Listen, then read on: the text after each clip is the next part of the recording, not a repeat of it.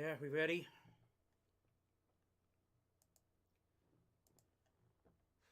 Okay, welcome once again to the Rowdy Ranger postseason live stream, and welcome to Game 5 of the American League Championship Series between the Texas Rangers and the Houston Astros. I'm foregoing insults now for the time being because it is time to get really serious. This series is now tied at 2 games apiece.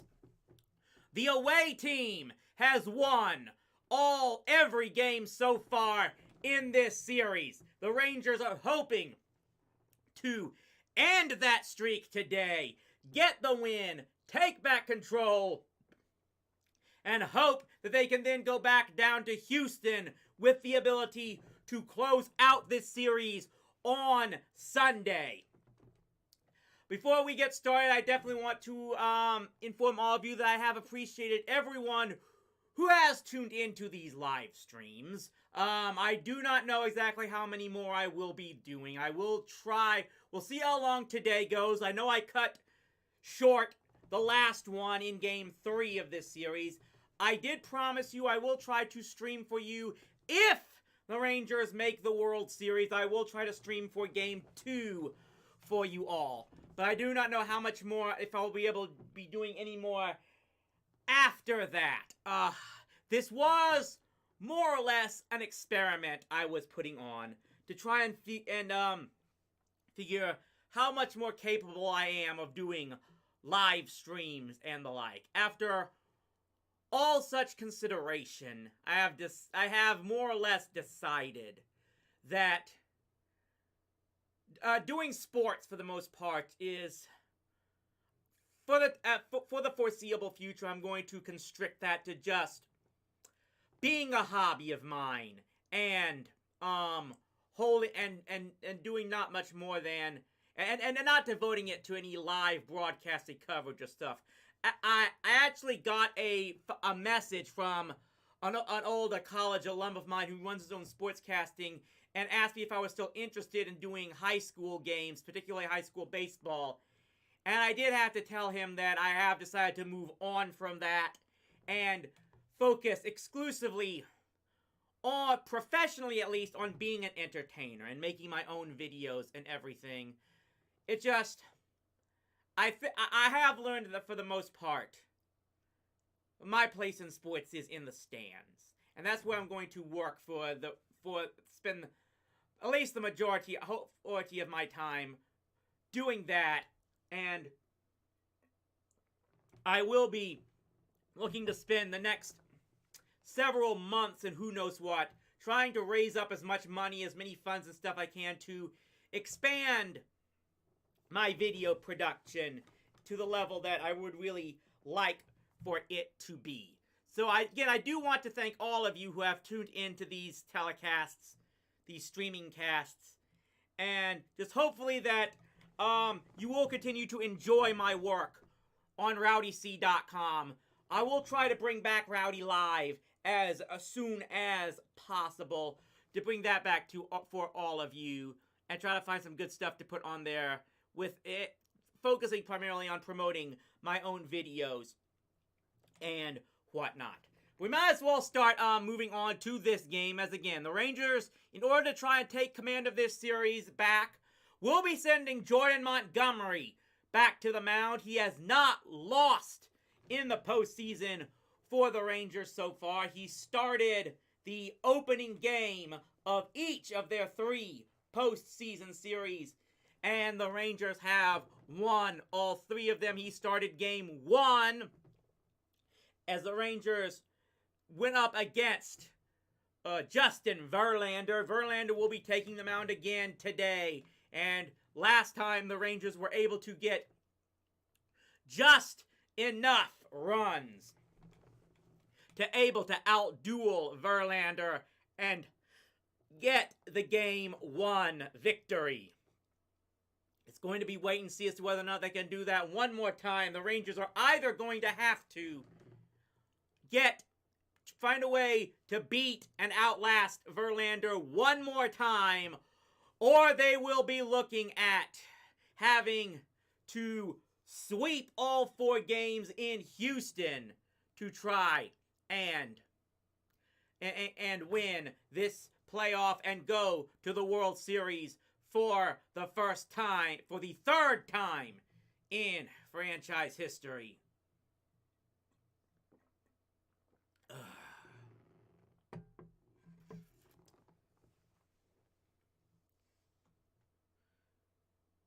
You have to wait and see exactly how many, if Bruce Bochy is making any more changes. He was talking with people before this game and said no matter what, Marcus Semien is their leadoff hitter despite his ongoing struggles. And to be perfectly honest, I think that's the best thing you could possibly do. In fact, the more changes the Rangers have made, the more they've dropped off, to be perfectly honest. I mean, this whole thing started with the decision to try and go and start Max Scherzer in Game 3.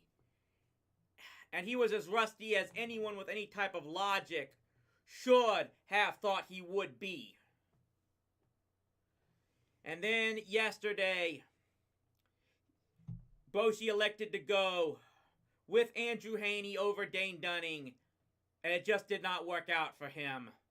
And that eventually led, although to be fair, no one really did well for the Rangers yesterday night in the 10-3 defeat they got that evened this series at 2 apiece. Jordan Montgomery went 6 1/3 innings back on last Sunday, gave up no runs on 5 hits. He struck out 6. And once again, they're just going to have to get the absolute best from him if they are. No, they did not win Game 4, Xavier. That's the thing. This team they've lost the last 2, and they're now having to win this 5th game to try and take back control of this series. And they're going to need, again, an absolute, almost near-perfect outing from Montgomery if they are going to likely outduel Justin Verlander. Jose Altuve will lead off. He sadly has finally started getting hot in yesterday's matchup, as Montgomery, the left-hander, is set and deals the first pitch. It swung on and hit straight to Marcus Semien, who had Altuve played absolutely perfectly. And it is an easy throw to first base to get Altuve out on the very first pitch of the ball game.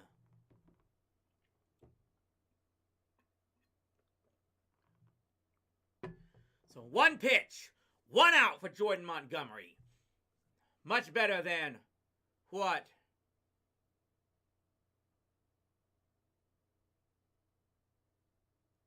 So here's another first pitch. This one right up the middle. And again, Semien gets it easily and fires to first. Montgomery took a swipe at that one, could not get it. But Semien was backing him up perfectly. And the Astros have gone after the first 2 pitches that Montgomery has thrown, and they both have resulted in groundouts to second base. Well, Xavier, this isn't so much of a rematch as this whole thing has always been. It's a best of 7 series for this contest. Bregman takes the first pitch, and it is a strike. We're 4 games into this best of 7, and it's now tied at 2 games apiece. So essentially now it's become a best of 3, more or less. Montgomery set to deliver an 0-1 pitch to Bregman, and that one just misses outside for ball 1.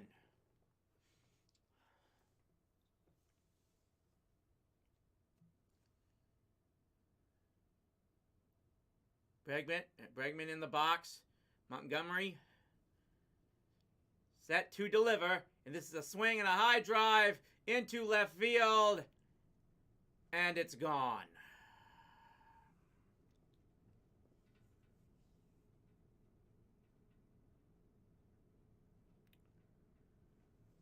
Montgomery got the first 2 Astros batters to chase early.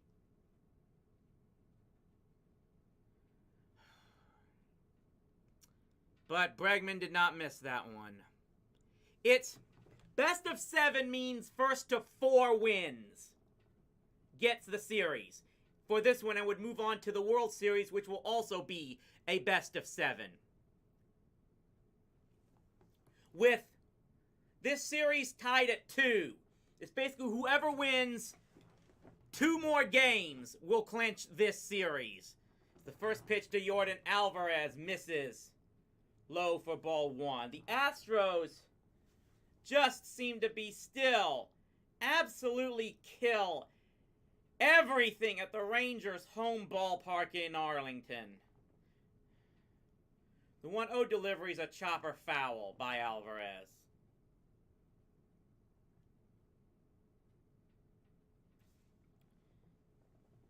Again, with Justin Verlander going for the Astros, you cannot afford to fall behind even by 1 run. They only got 2 off of him last time as they take a curveball on the corner for strike 2.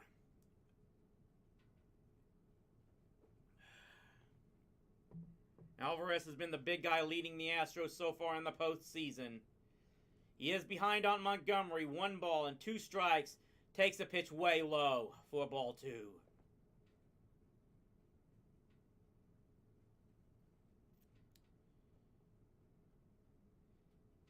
He's 0 for 8 with 6 strikeouts on curveballs, for whatever that is worth.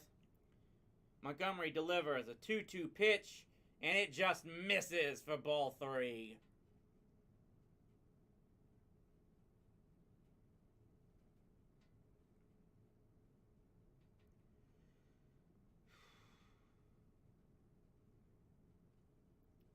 Payoff pitch coming here. And it's a rocket into left center field for a base hit. And Jordan Alvarez continues to torment the Rangers. It's back-to-back base runners allowed for Jordan Montgomery after getting the first 2 retired. The home run by Alex Bregman. And now a rocket single by Jordan Alvarez.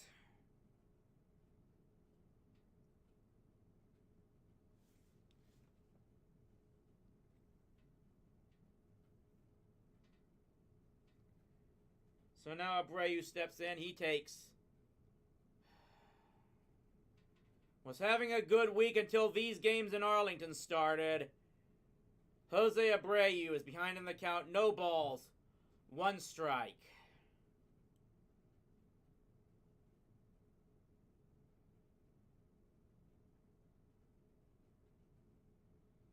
When delivery here is rocketed off the mound. Seager has it. Flips to second in time to retire the side. Astros strike first. Home run by Bregman. And now the question is, can the Rangers get anything off of Justin Verlander?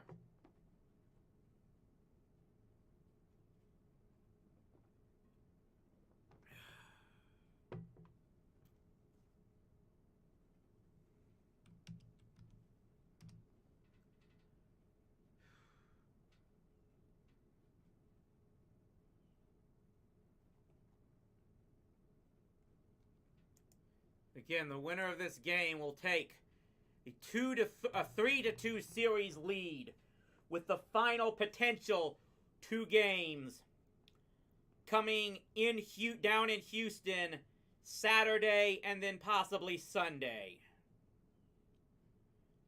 Astros have basically been advanced so far in this postseason by their uncanny ability to win away from home. They actually had a losing record in the regular season in Houston.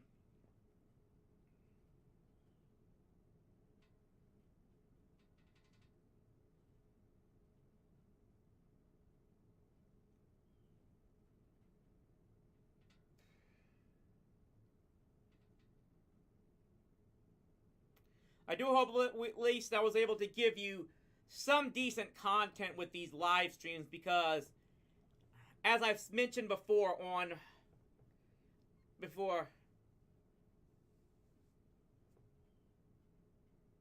I'm well aware of the whole Tony Stark thing. And like I said, my attention to the Rangers in the postseason was a big reason I more or less my video production has hit a stall right now. And it's why you probably won't see another TV trash video until late November. And we'll probably only have 3 more of those for this calendar year. I'll probably hope to get back into regular production very soon. So here we go. The Astros got 1 in the top of the order. The Rangers now need to find out if they can get this back and get something off of Justin Verlander, who shut them down in Game 5 of the 2011 ALCS. But that game, the Rangers were already up 3-1 and were able to close out in Game 6 at home at the old ballpark in Arlington. First pitch to Semien, he takes, and it misses for ball 1.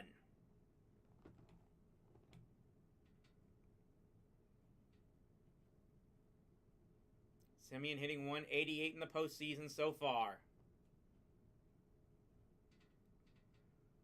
Goes after the next pitch and seems to pop it up.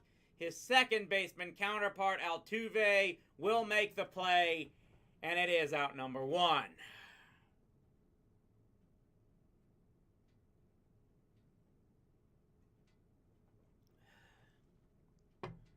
So 1 up and 1 down here for the Rangers.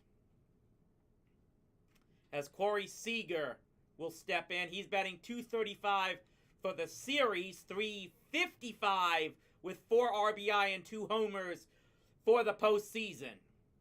Swings at the first pitch, and this one is popped up, and it looks like it's going to be the third baseman, Bregman, who's going to catch it. And after Montgomery got 2 outs on 2 pitches to start the top of the first inning, Verlander has 2 outs on 3 pitches to open the bottom of the first inning. So that's going to bring up Evan Carter, who's been moved up into the third spot of the order since Game 3. And he takes a strike on the inside corner. He's batted .321 for the postseason, but only .214 in this championship series. Verlander delivers an 0-1 pitch, and that one just misses for ball 1.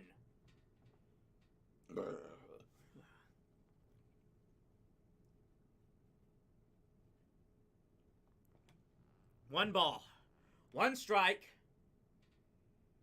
Verlander delivers to Carter, and he swings and misses on that one.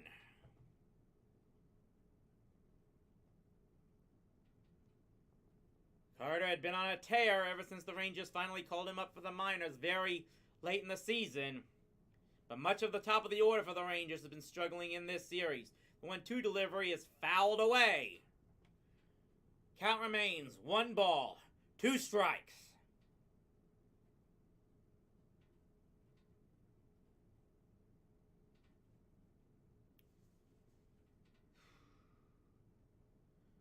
One and 2. Now we get a timeout here as Evan Carter steps out. Houston already up by 1. The Rangers lead batting in the bottom of the first inning. 2 outs, nobody on.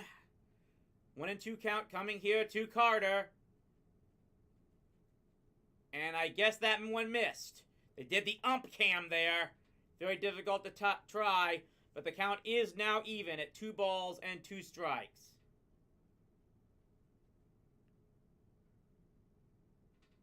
Verlander delivers, and he strikes out Evan Carter. The Rangers go down 1-2-3 in the first inning, and they trail 1-0 as we head to the second.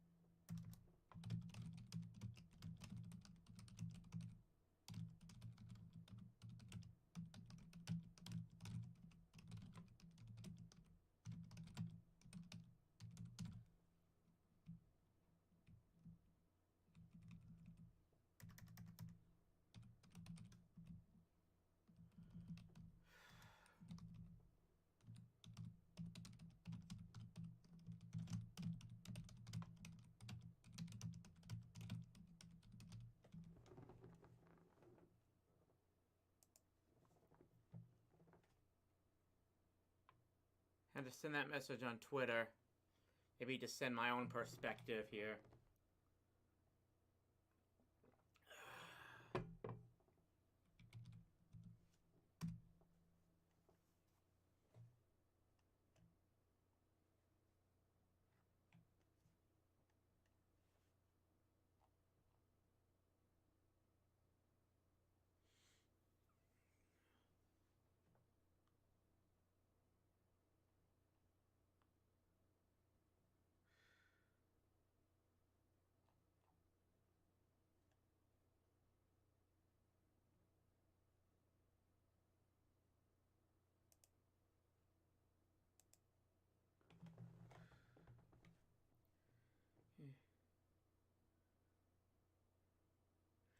I'm going to confess to you, look, I didn't know I was not aware that Barney and Friends was filmed here in North Texas until you brought it up. No, I was never into Barney and Friends. But I can't use too old for it as an excuse because I was into Power Rangers, which was still probably marketed to individuals younger than me at the time that it aired. Just put it that. First pitch from Montgomery to start the second inning to Kyle Tucker. Misses for ball one. Even if I don't continue these, I'll get to that later. 1-0. Coming in, it's a shot to second base. Marcus Semien has it. They shifted him to that side, and he makes an easy throw to low for out number one.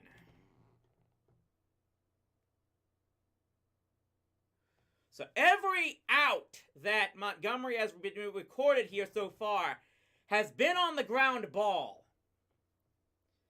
He made a couple of mistakes up to Alvarez and Bregman. And Bregman was the one who made it pay more than anything else. First pitch to Chas McCormick. Misses for ball one.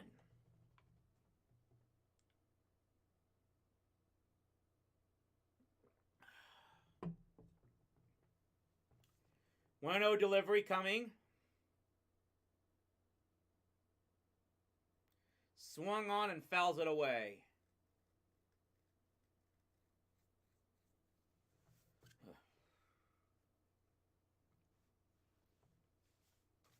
Count now even. 1 ball, 1 strike.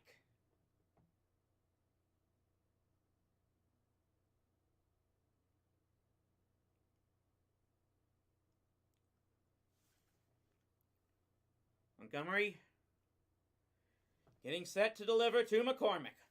Left-hander versus right-hander matchup here. Montgomery delivers, and he misses way low for ball 2. One went in at 94 miles per hour.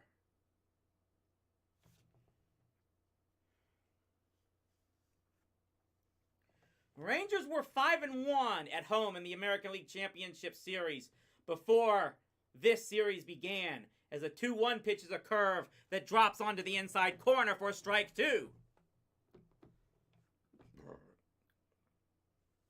The Rangers had not lost an ALCS game at home since Game 1 of the 2010 ALCS. There's a short, high ground ball to Josh Young at third base, and he makes the easy play to retire Chas McCormick.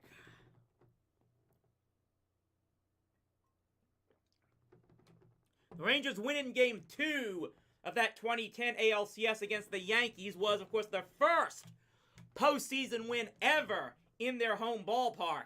And they went on to then clinch the series in Game 6, where A-Rod took strike 3 for the final out. First pitch is swung on and missed to Jeremy Pena. They won all 3 games against Detroit in the 2011 ALCS. Game 1 of that series was pitched by Verlander with Detroit. 0-1 delivery, holds back and takes outside, ball 1. Rangers, of course, won Game 2 of that series on the walk-off 11th inning. I think it was the 11th inning walk-off grand slam from Nelson Cruz. And then they clobbered the Tigers for 15 runs in Game 6 to clinch it. In the meantime, it's another ground ball out as Montgomery gets Pena to hit a grounder to Seager. And now all three of the Rangers' main infielders have made a play in this game. The Astros go down 1-2-3 in the second inning. Again, every out recorded in this game for Jordan Montgomery has been on the ground ball.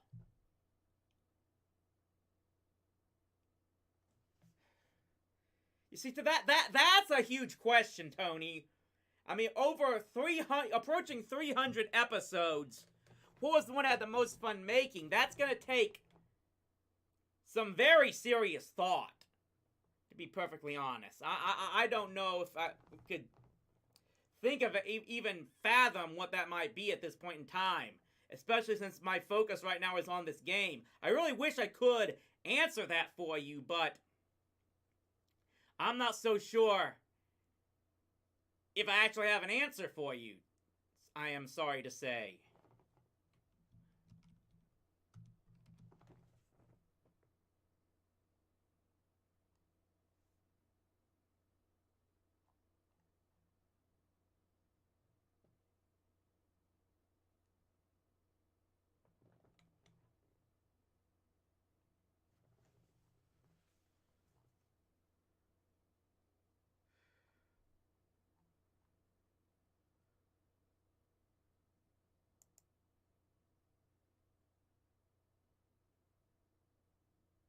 Uh-huh.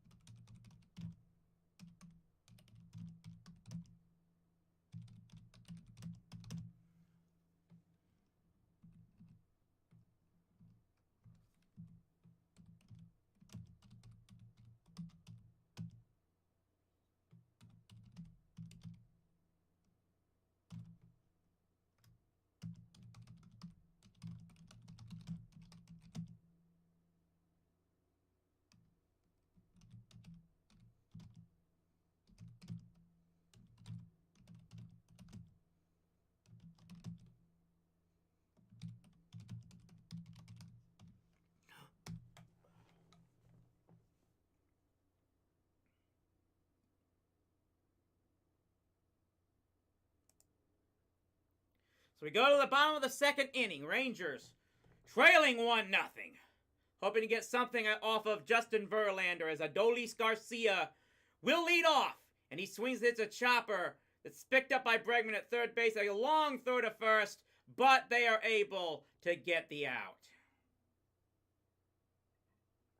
Just all of the Rangers 1 through 5 hitters having so many struggles.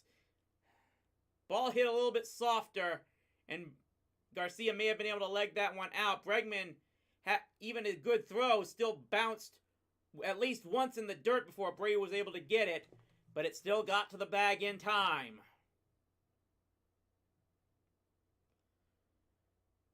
So now Taveras will step in. There's one major change for Boshi. Leody Taveras has moved up into the 5th spot in the lineup. Batting .444 in this series. Steps into the left-handed batter, and he takes one, misses way low for ball 1. 1 ball and 2 strikes is now the count. He's 3 for 6 with a home run and 3 RBIs off of Verlander. And that's including in this postseason. 1-1 is swung on and fouled away.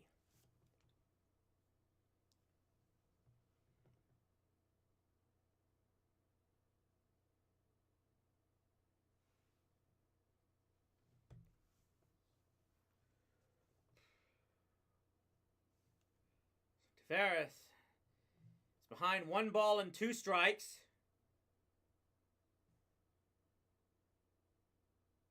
Swings at the next pitch and fouls it away to almost the exact same location.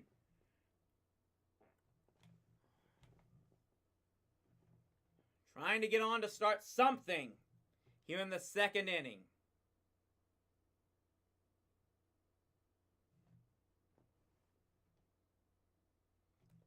Takes the next pitch and it misses way low for ball 2.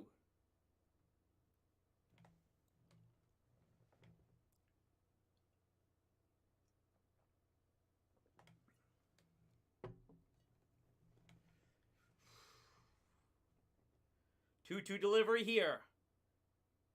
Called strike 3, inside corner. Tavares can only just walk away from that one.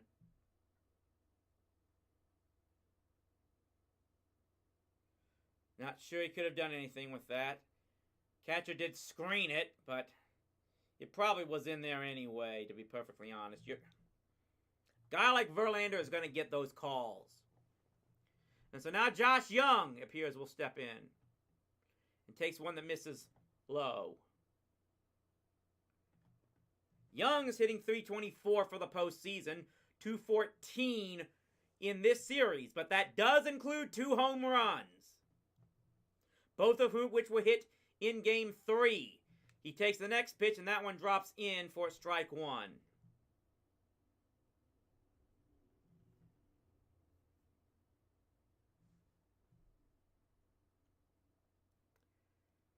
One ball, 1 strike coming here. I think the umpire may... No, he missed. Again, that damn ump cam. At the very least, I'll give him this credit. If you're going to go to the ump cam on a live shot, do it when there's less than 2 strikes, so it does as little damage as possible. 2-1 delivery here as a shot kept by a diving shortstop Jeremy Pena, and he is able to recover in time to make the throw, and Young is retired. And that goes down the Rangers 1-2-3 once again in the 2nd inning. I was going to say this earlier. If you guys have been enjoying this, I will try to maybe in the months and weeks to come, find something to live stream on here on the YouTube channels. For those not aware, Rowdy Live is streamed through my secondary Vimeo channel. You can still catch the stream on rowdyc.com. It's probably your best place to go to for all of my videos and streams and content, just so you guys all know. But I will try to find something, hopefully I'll try to find something to do for the YouTube streams in the near future. Maybe go back to the old school gamings on some weekdays or somewhat. We shall see.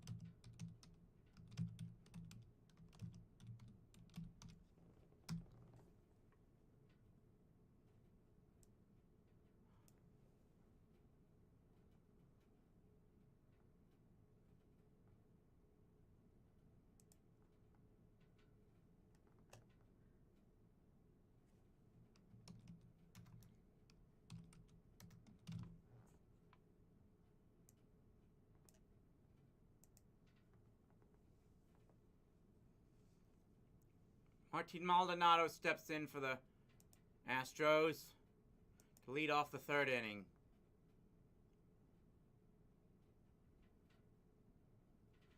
One moment. 0-1 pitch is in the dirt for ball 2. Here's the thing about Super Mario Wonder. If that's for the Nintendo Switch, it's not I don't have the ability to play it so far yet. I've considered getting the Switch, but it's not been in my time or budget so far. There's a swing on a 1-1 pitch and a fly ball to right field. Garcia should have a play, and it will be out number 1. And even if I did get the Switch, it would have been probably more for the virtual console, whatever they have now. So I'll have access to a lot of games without having to constantly, more or less I can preserve my cartridges and old systems better if I had that. So if Super Mario Wonder is a Switch game, it's not available for me at this moment. Altuve steps back in. He hits a chopper to Seager at short. Makes the throws a bit high, but Lowe is able to stretch for it for the second out. That out by Maldonado, who was the number 9 hitter in the order, of course, was the first batter that Montgomery has retired in this game by anything other than a ground ball. Has no strikeouts so far in this game.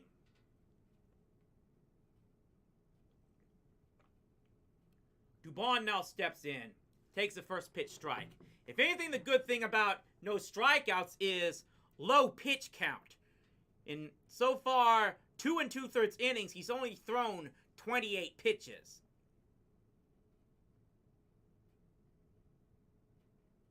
No 1 delivery coming here. And he swings and fouls that one down the first base line. I mean, maybe after this thing I'll start saving up and maybe can spring for that Nintendo Switch eventually very soon. We'll see. No balls, 2 strikes. Delivers here, misses low. And Dubon was not going after that one.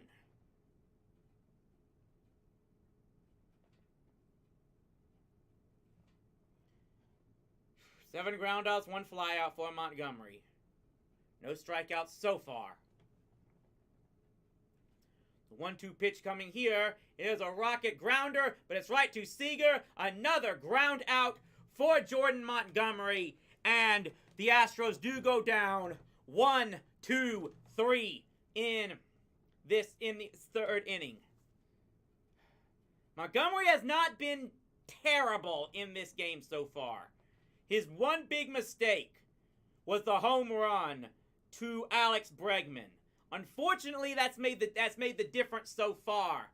And it's going to look like an even bigger problem because so far, Justin Verlander seems to be firing on all cylinders. Rangers have yet to get a base runner.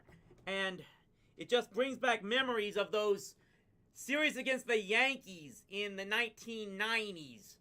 Where, remember back in 98 and 99, both years, the Rangers got swept by the Yankees in 3 games in the division series. And each of those series, they combined to score only 1 run. Only 1 run scored in the postseason in 98, 1 run in the postseason of 99. That's the one thing I have to keep telling myself in comparison to this series. I don't know what's going to happen here. This series is still very much the Rangers' possibly to win. But one way or another, they have fought in this series. They've battled as best they could. They've won games that a lot of people didn't think they were capable of. Now, on the flip side, if they don't win this thing, I have this gut feeling that this could be a lost and wasted opportunity because I don't know if they're going to have the ability to get back into this spot next season. They're going to have Scherzer back. He's going to be another year older. Everyone's going to be going to be betting on a possible return by Jacob deGrom. But you just don't know if he's going to have anything to come back from another Tommy John surgery.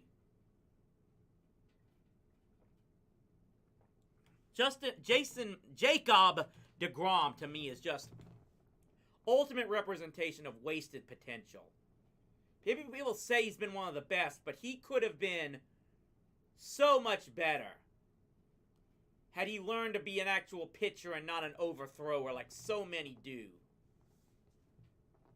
And that's probably a subject for another time period.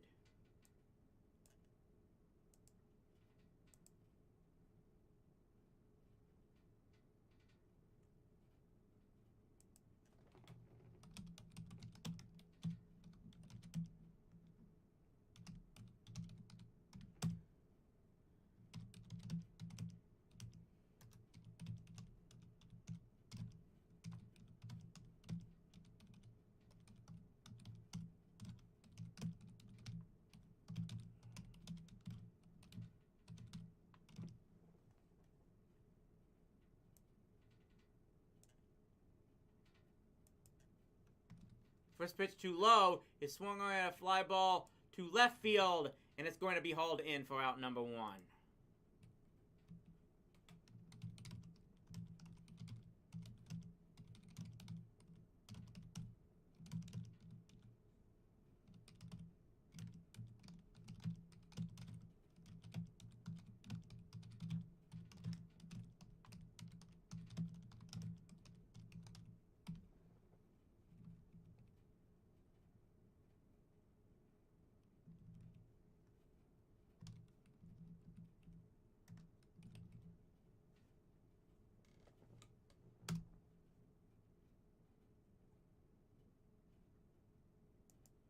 So Mitch Garver now steps in.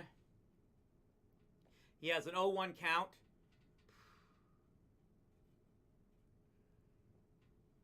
Verlander set to deliver here. He misses way upstairs.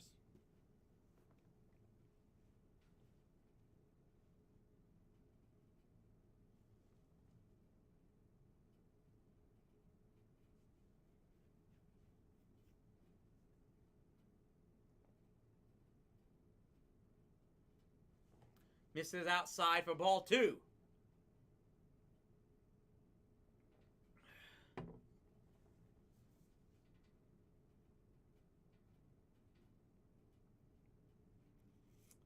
Two balls, 1 strike.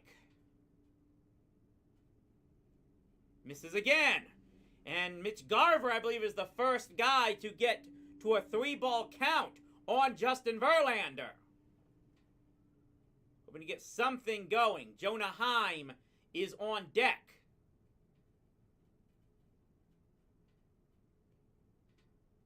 Three 1 pitch. And it just misses for ball 4. And Mitch Garver is the first base runner in this game for the Rangers. So again, Bruce Bochy really shuffled his lineup for this matchup. Garver and Heim are batting in the bottom.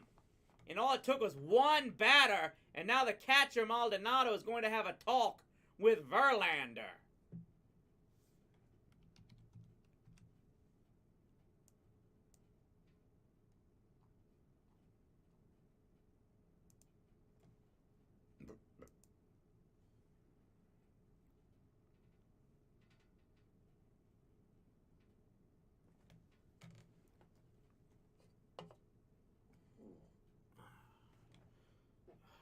So it's 1 on now with 1 out. And Jonah Heim will be the batter. Steps in, batting from the left-hand side against Verlander. Swings at the first pitch and fouls it away. Heim, a 200 average in the postseason. 143 for this series.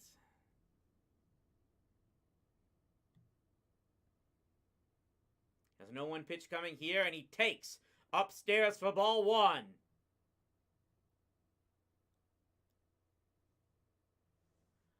We're gonna have to wait and see. I'm not an expert on. I'm not an expert on who everyone that's in the Astros bullpen, especially since both sides have, as we shows, bunt here and bunts it foul. Keep in mind, both the Astros and Rangers have really overtaxed their bullpens in these last 2 games in particular.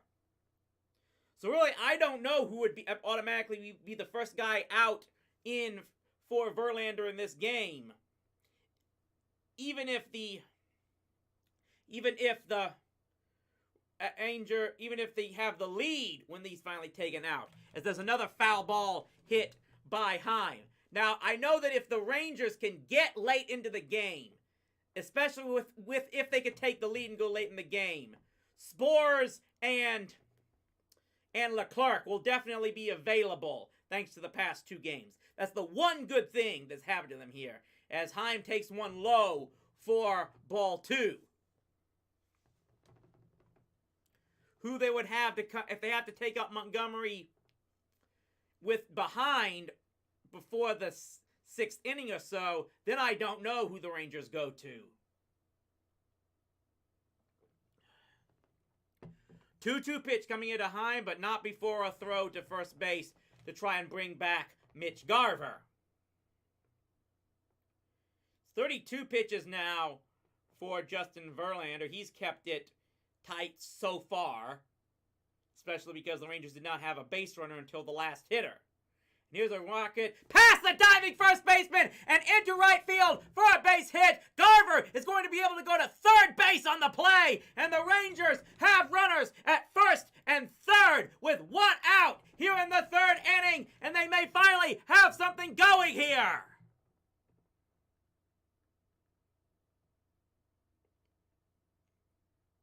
A good shot that went just past Dubon, and fortunately did not hit Jonah Heim or Mitch Garver in the leg, so he was able to remain safe. And he goes to third base. First pitch now to Semien is swung on and popped up to first base. And it's in there for out number 2. So Semien went after the first pitch on that one.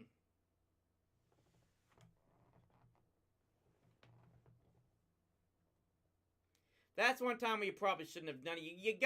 That's a situation where you got to work the count against Verlander. And maybe even see if you can start something on the base paths. Heim and Garver aren't the fastest guys. That's the one disadvantage they might have in that situation. As the first pitch to Seager is swung on, and it's a fly ball to left field. Not enough on it. And after getting runners on at first and third base with 1 out, and their number 1 and 2 hitters coming up, both those guys go after the first pitch and end the inning.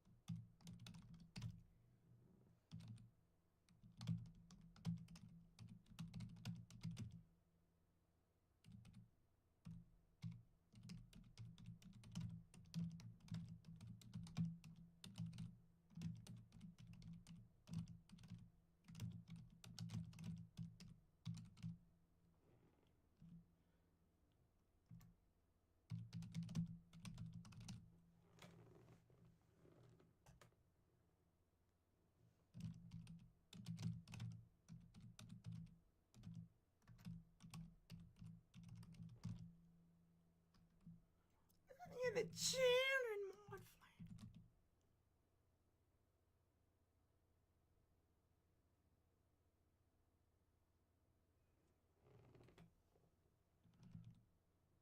In the children.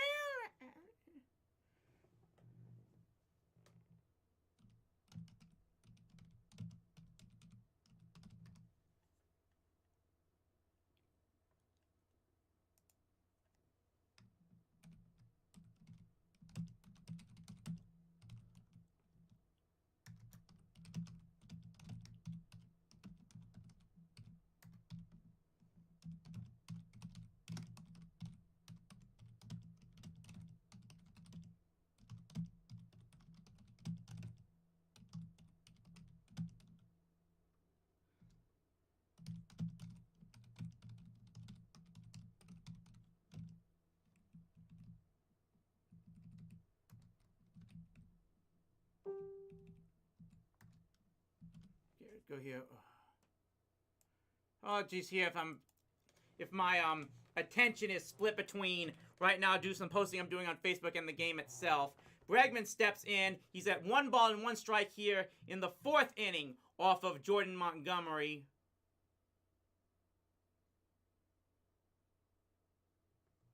And he misses that one for ball 2.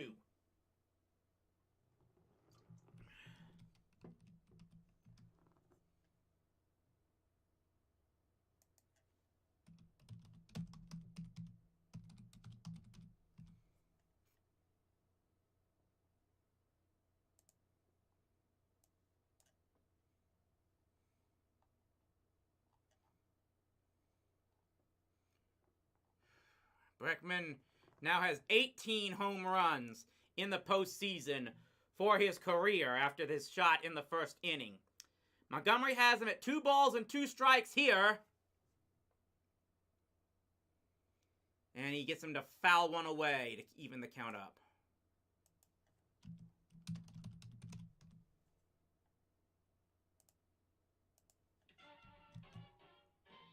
My apologies for that.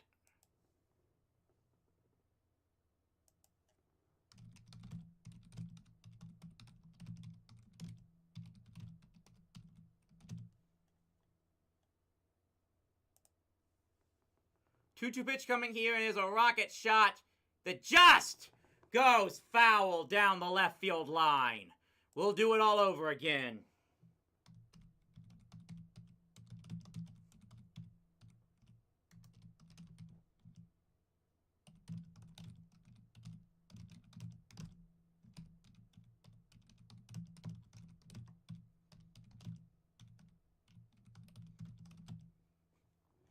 Swing and miss. Fouls it back again.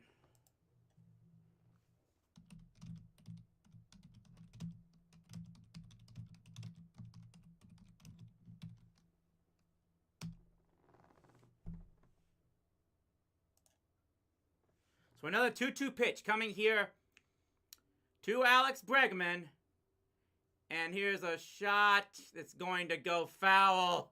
That for a minute looked like it would be 2nd home run of this game, but it stays out of the field.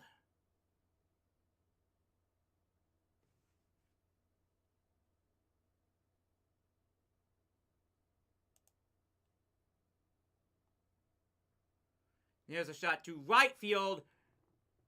And it's going to be a great running, stretching catch by Adolis Garcia to get the out. Even Jordan Montgomery is able to applaud that great attempt by Garcia to rob an extra base hit from Alex Bregman.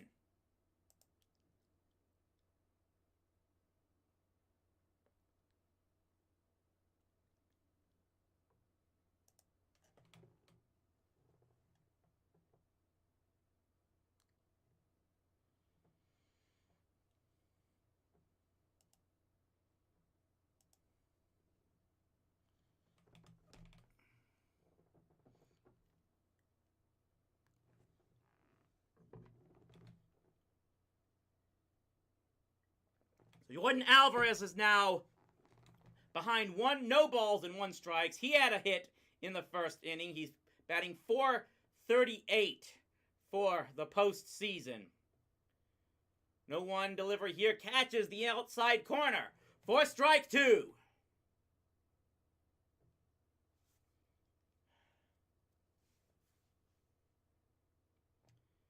No balls, 2 strikes to Jordan Alvarez. Here comes Montgomery, and he got him swinging! Jordan Alvarez is the first batter that Jordan Montgomery is able to strike out in this game. That's 2 up and 2 down now for Montgomery here in the 3rd inning. Or is it the 4th? I believe it actually is the 4th inning. 4th inning, 1-0 Houston. With 2 outs here, and there's a swing and a miss by Abreu. Again, first strikeout of the day for Jordan Montgomery. Most of his outs have been recorded on the ground ball. One of them was by Jose Abreu, who's batting .250 for the postseason.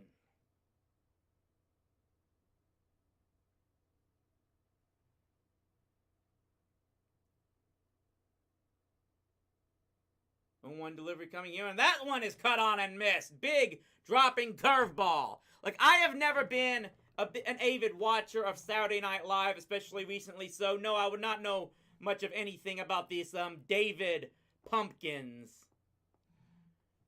Montgomery has Abreu in an 0-2 hole. Trying to get out of this inning quickly. Delivers another curveball, and this time Abreu was not going for it.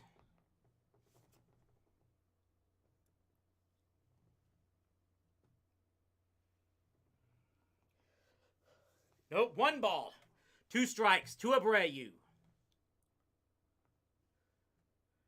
Montgomery delivers, and Abreu is able to pull the swing back and take 1 outside for ball 2. They're not terrible pitches, the last 2, as far as trying to get Abreu to chase, but he has been able to hold back. 2-2. And he got him swinging! 2 straight strikeouts for Montgomery! And the Rangers are still within just 1 run as we head to the bottom of the 4th inning. It's 1-0 Houston.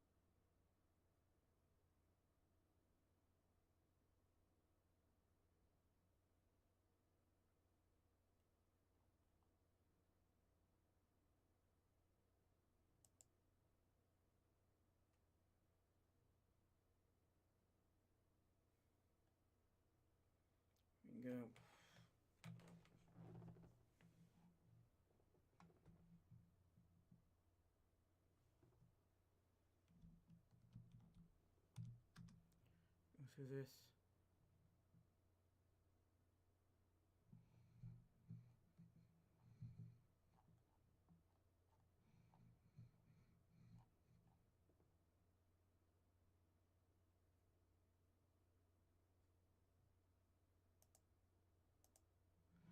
So Evan Carter will now step up to lead off the bottom of the 4th inning. He's 0 for 1 in this game.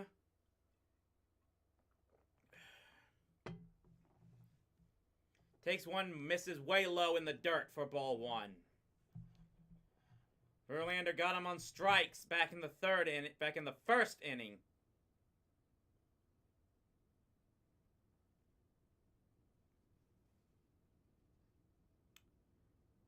One and one the count now. And that one looks like it is a strike because they have to navigate the ump cam there. But Verlander is now ahead of Carter 1-2. He gave up a hit and a walk in the last inning, but the Rangers spoiled that chance.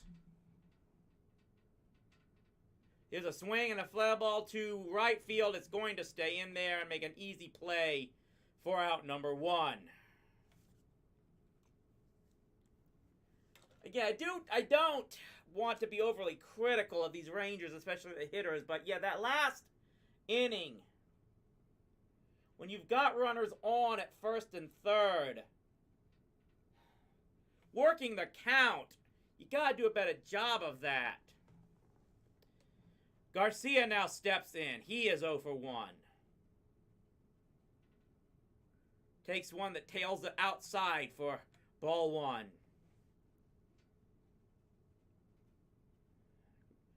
Garcia, a .275 hitter with 3 home runs in the postseason so far. Swings and misses big time.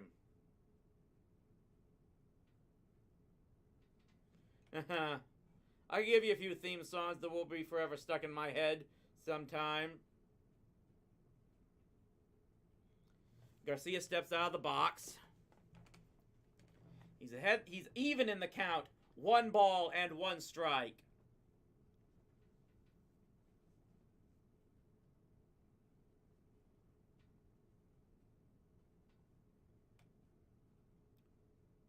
Now here's the 1-1 pitch, and it just catches in there for strike 2. This is looking like one of those games when you're facing a guy like Verlander. You look at the score board and say you're really so close in this game, but the offense just seems sometimes so far. So 1-2 pitches coming on here, and he takes upstairs ball 2.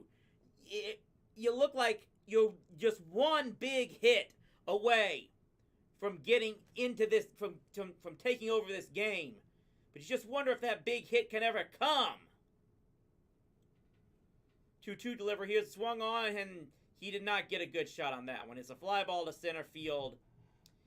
His legs were not underneath him on that swing in any way, shape, or form.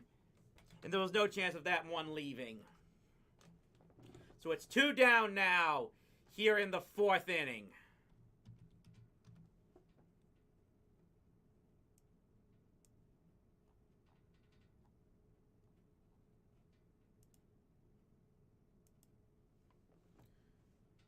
Two strikeouts for Verlander.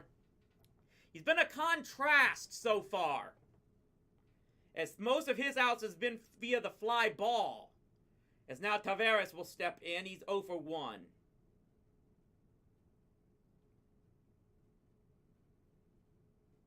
He fouls this one back. Rangers are getting lift on the ball, but not driving it enough. And everyone will be saying that's what they should be able to do easily, since that roof is closed now again. Verlander's throwing the 4-seam fastball 73% of the time. They pushed it early. I think the Rangers are only hitting like 188 against that pitch so far in this postseason. 0-1 misses low for ball 1.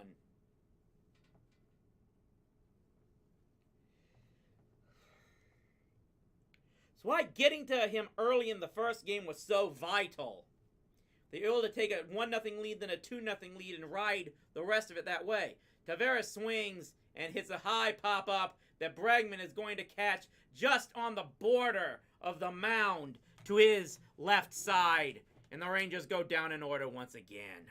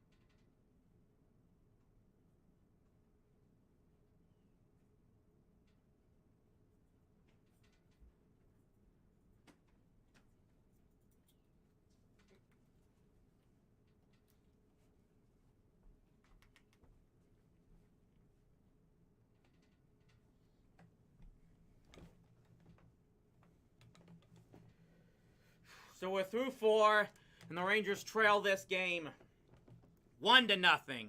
Lone run coming on the solo shot by Alex Bregman in the first inning. And again, this kind of gives me flashbacks, especially to Game 3 of the division series against the Yankees in 1999, in which the Yankees got a 3-run home run from Darryl Strawberry that was hit directly into my section in left center field. And no other runs were scored after that game. The Yankees won the game 3-0 and eliminated the Rangers once again. So we head to the 5th. Montgomery, so far, has been great outside of that one pitch for the home run, but it's still the difference so far in this game. Tucker steps in, takes it on the corner for strike 1. Might not have expected him to get that call, but he does get the favor from the home plate umpire. Kyle Tucker is batting 100 in the postseason with 1 RBI. 1-1 delivery here. The swung on a fly ball to right field is going to drop in front of Garcia for a base hit. Leadoff batter on for the Astros in the 5th inning.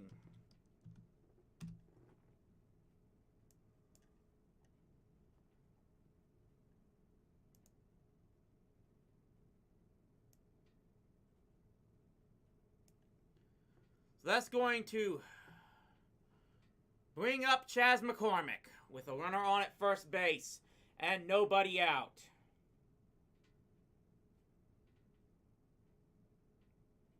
Rangers will likely be playing for the double play here as there is a throw to first.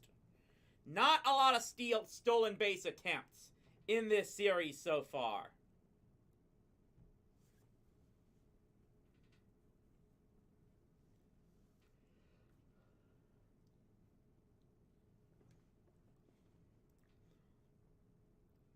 First pitch here to McCormick is fouled away. Another thing you always have some memory of is Game 5 of the 1996 World Series between the Yankees and the Atlanta Braves, which turned out to be a 1-0 win for the Yankees. 1-0 pitch is here. It's swung on and flied into center field. And Taveras is going to make the play easily for out number 1. That game was, of course, the final baseball game ever played at Fulton County Stadium. But it turned out to be a killer, as that game allowed the Yankees to take the 3-2 lead as they won all 3 of those World Series games in Atlanta after losing the first 2 at home. And they came back to Game 6 at the old stadium and took Game 6 to win their first World Series since 1978. First pitch to Jeremy Pena misses low for ball 1. Pena had a ground out in the second. He's batting .226 with 1 RBI in the postseason. Not quite been the breakout playoff like he had last year for the Astros, as a 1-0 pitch misses low. Came in as a rookie last season, replacing Carlos Correa, who the Astros let go as a free agent. And all he did was be named the MVP of both the American League Championship Series and the World Series. He's ahead on Montgomery, 2 balls and no strikes, and swings to the next pitch. It's a grounder to Seager to shortstop, and Simeon drops the ball. He did not make certain he had the lead out.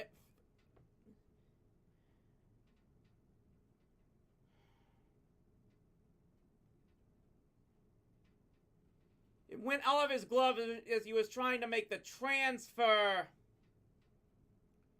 to make the relay throw to first. I don't know if this is going to be challenged or not. I don't think he had it. That, to me, looks like it slightly slipped out of his glove as he was trying to transfer it.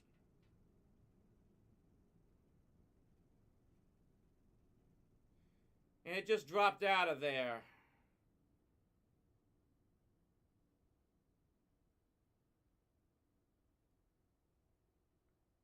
They are challenging it. I don't think this is getting appealed. I don't think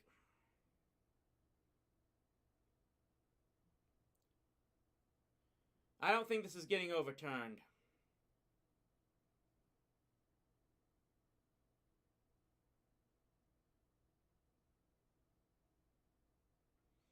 And it is not overturned. Runner is safe. It's 2 on and 1 out.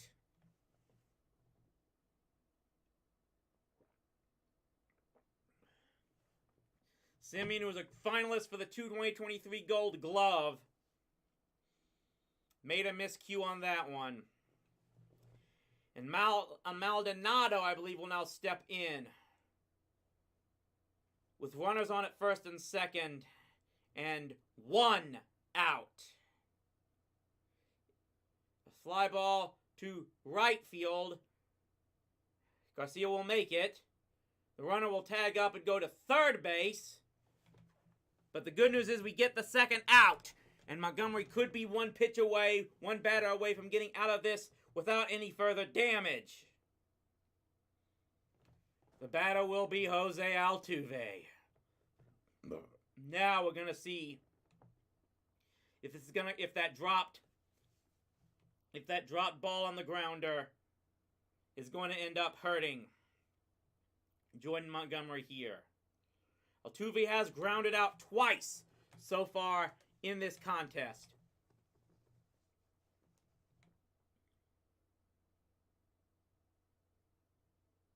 Steps in from the right-hand side against the left-hander Montgomery.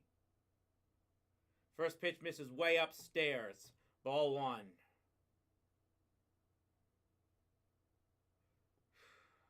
Altuve, they point out, 6 home runs in the last 5 games here at the Country Club at Randall Mill.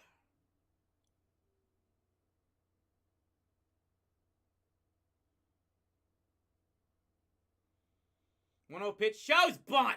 Bunts it to catcher has it. Fires to first. They tried the squeeze play, and it does not work. He bunts and grounds it out to the catcher who throws to first base, and the Rangers get out of the inning. The Astros strand 2, and we will go to, I believe, the bottom of the 4th inning. Still, Rangers trailing 1-0.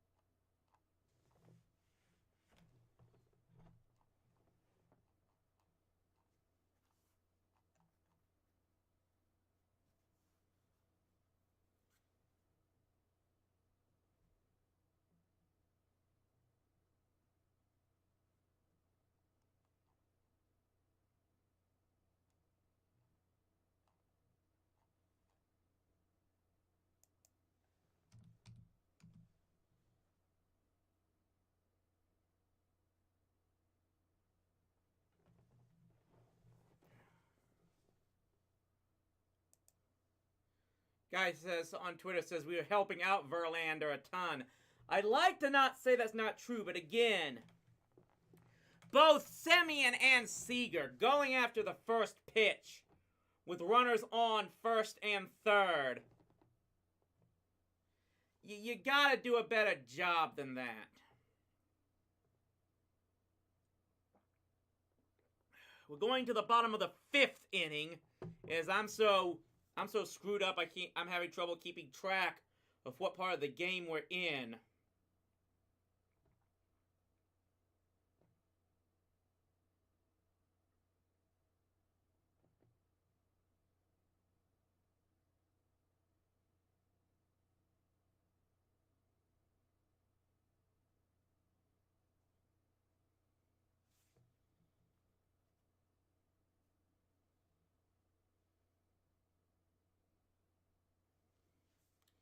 So we're going to bottom of the 5th inning. Josh Young leading off for the Rangers, and he takes one that's in there for strike 1. Grounded out in the 2nd, a .314 hitter for the postseason.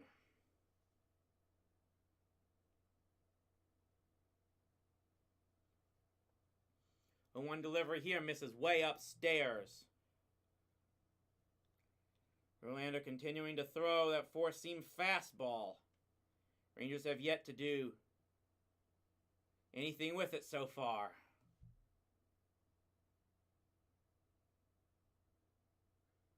Could not check a swing on that one. No, he did not. It's strike 2. I don't know how fierce this game is going to get. Like right now, it just seems like both teams are going through the motions with a 1-0 lead. Rangers have been 4 for 33 since the 4th inning of last night's game. All of them only singles. 1-2 pitches swung on and fouled away the opposite way.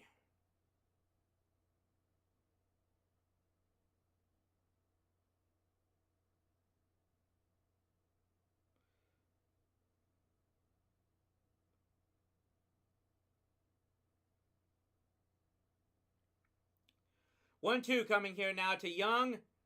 He takes one low in the dirt for ball 2.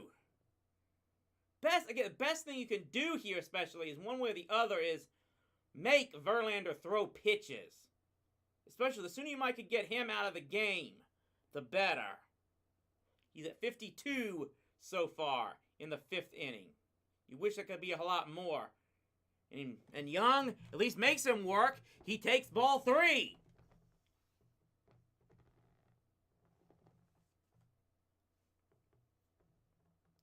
Full count now on Josh Young, leading off the 5th inning for the Rangers.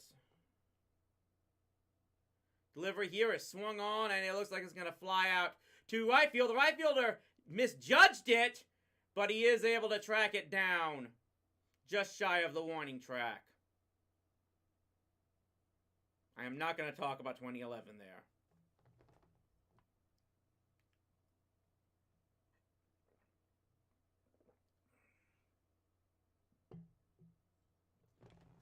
What I have a feeling Dusty Baker's out talking about why he didn't want the roof open for last night's game. Didn't bother you guys any. So one out here as Nathaniel Lowe steps in and takes one out upstairs. 4-1.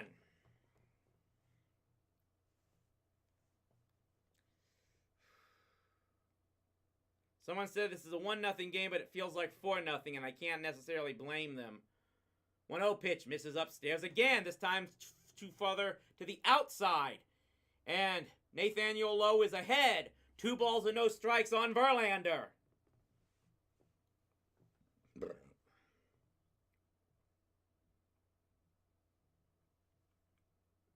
Two-0 delivery here is fouled away. Strike 1.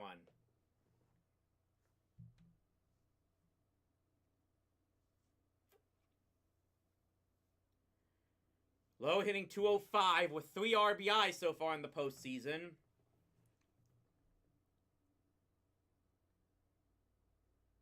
Swings and misses at that pitch for strike 2.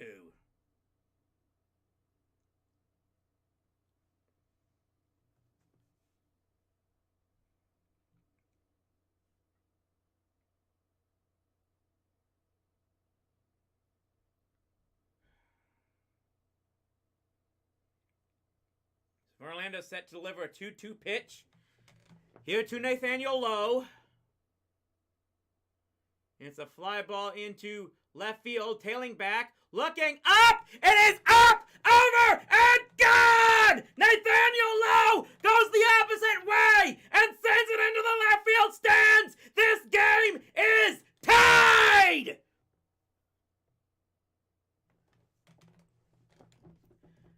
The guy who has had one of the most difficult postseasons and late regular seasons. He had the home run in Game 3 of the division series against Baltimore. And he has just evened this game up with an opposite field shot. We're not out of this thing.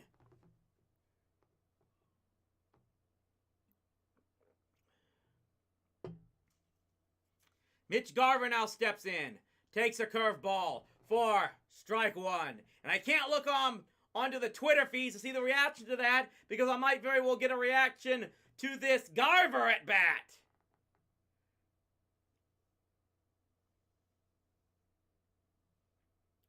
Oh, 1 pitch. In there for strike 2. Not sure about that call, but can't let that bother you here.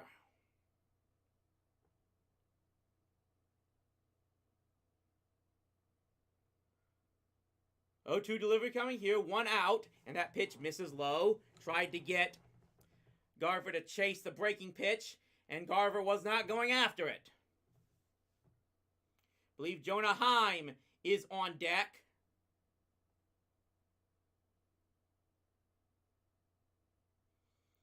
There was another pitch way out upstairs, and that one is too high for the umpire to give it a call. Garver walked his first time up. He has 8 RBI in the postseason. Half of them came on his lone home run of the playoffs.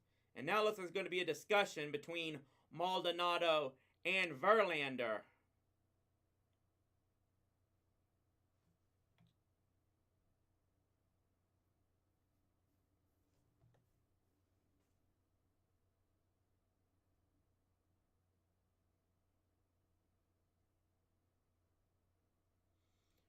Lowe showing he does have power the opposite way.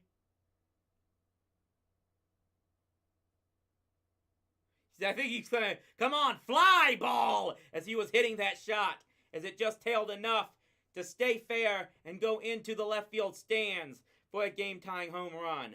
Meanwhile, Garver is back in there at 2 balls and 2 strikes. Verlander set to deliver.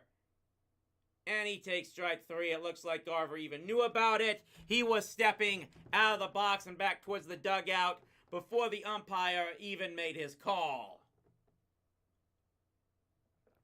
So it's 2 outs now as Jonah Heim steps in. He had a hit in the 3rd inning. He's batting .222 with 4 RBI in the postseason. Swings at the first pitch, and it's a chopper that rolls foul down the third base line.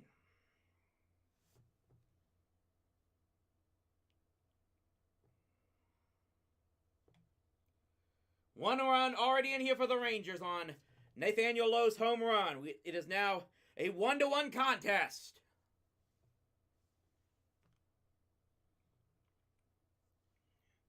Heim steps in with 2 outs.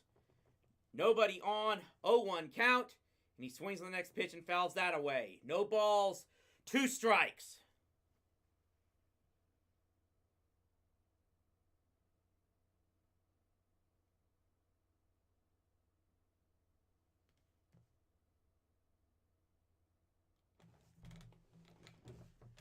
One 2 delivery coming here. Swings and fouls it off again.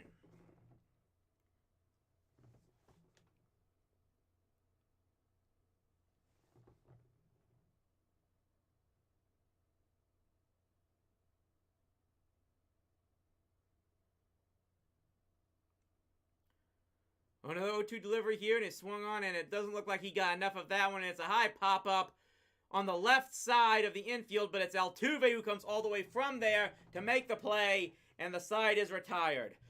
But we get the shot from Nathaniel Lowe, and we are tied at 1 apiece here in Game 5 of the American League Championship Series.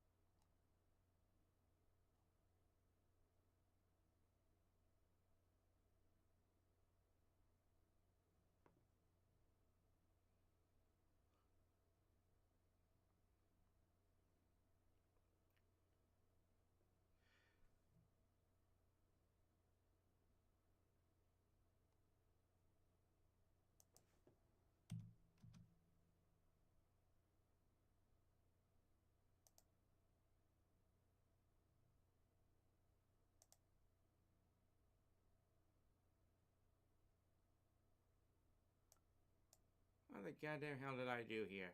Now they're not even going to show it.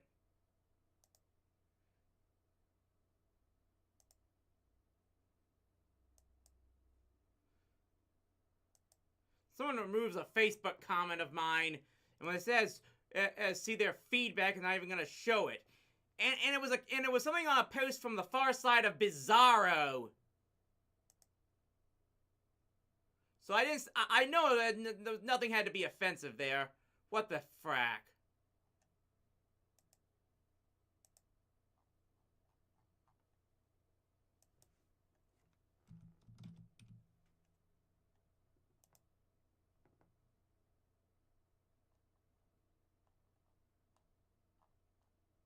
Who even knows what this is?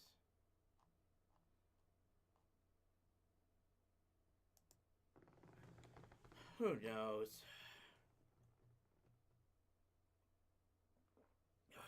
So we should be going to the 6th inning now, tied at 1. Series tied at 2 games apiece.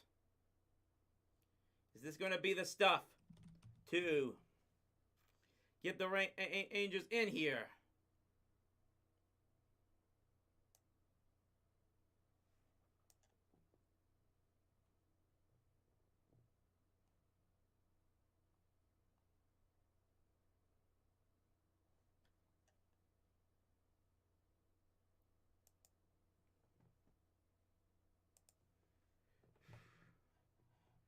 0-1 delivery coming here to Dubon, and it misses for ball 1.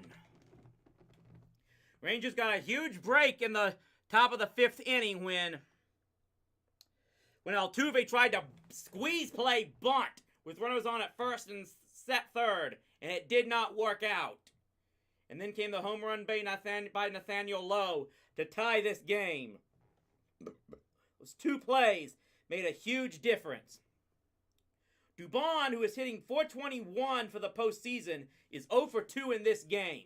He hasn't hit it out of the infield yet. 1-2 delivery coming here, and he gets him swinging! Dubon is 0 for 3 in this contest off of Jordan Montgomery. 1 down in the 6th inning.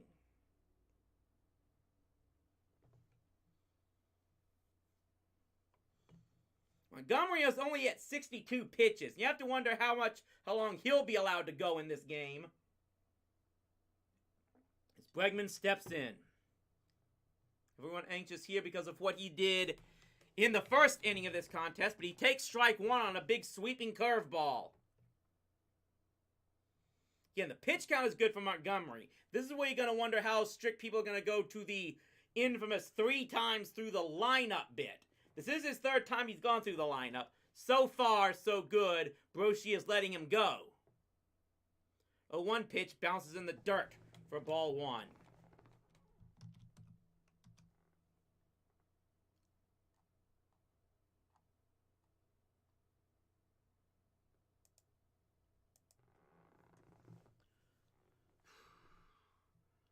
One the count on from Montgomery. Misses low for ball 2.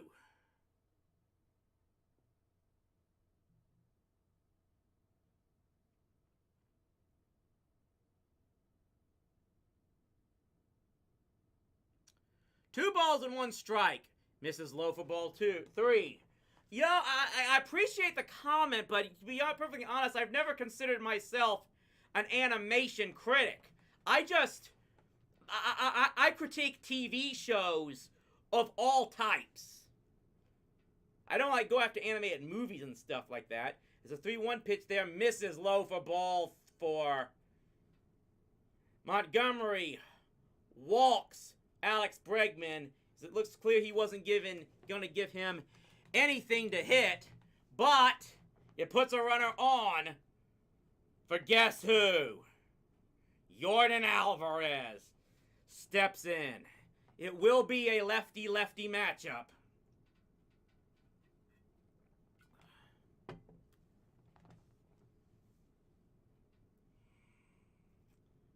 Alvarez is 7 for his last 10 with runners on base.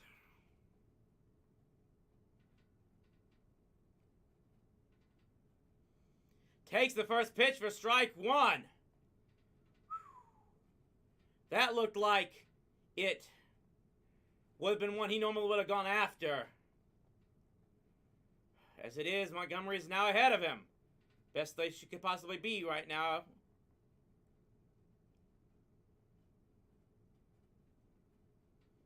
A 1 pitch. Get the outside corner for strike 2! Montgomery goes ahead 0-2 on Alvarez.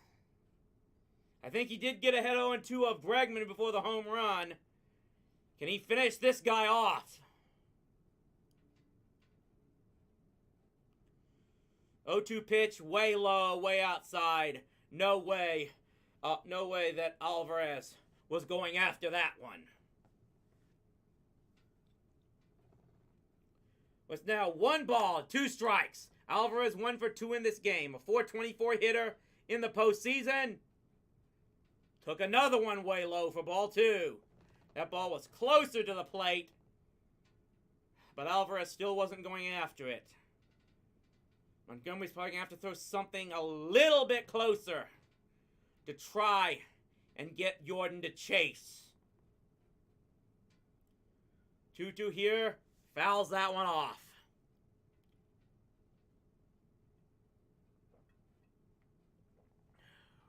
One game here. Astros, runner on at first base. Their big guy up at the plate. Big at bat here. 2-2 delivery. Just got a piece of it and fouled it at back.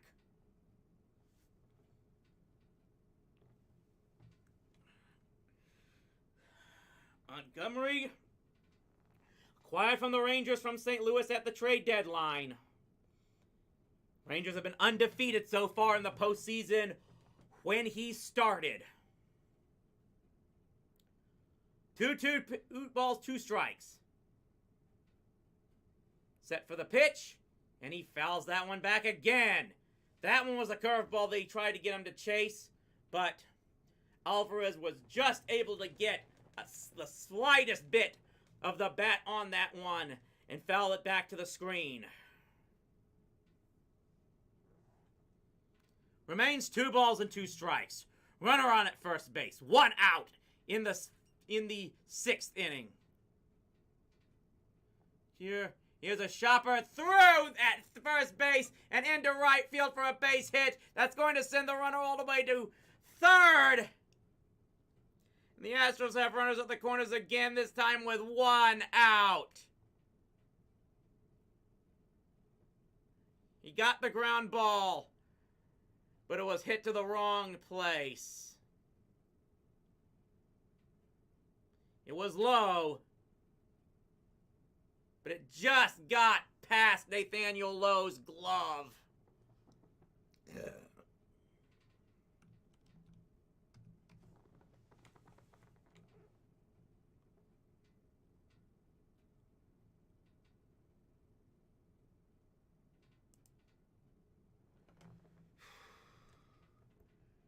It's 1 on. No, it's first and third.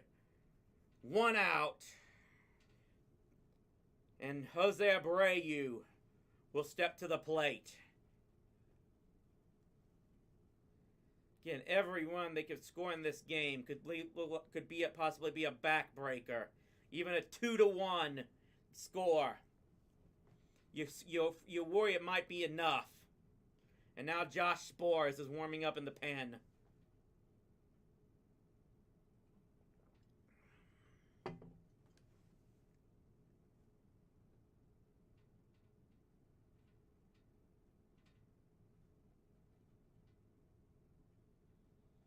Jose Abreu is 0 for 2.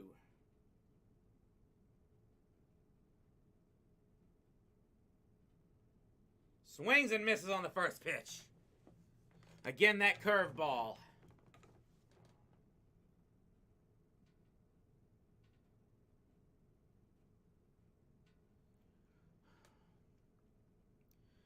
Montgomery hasn't struck out many, but he could really use one here.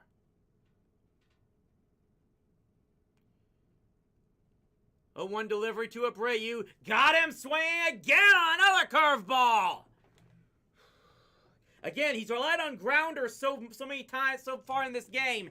And another grounder could be a double play. But the last time they tried it, a misplay broke up a chance of even getting 1 out. It's no balls, a 2 strikes to Abreu. You think he might be going for another one. You have to just wonder if Abreu is going to finally lay off of it.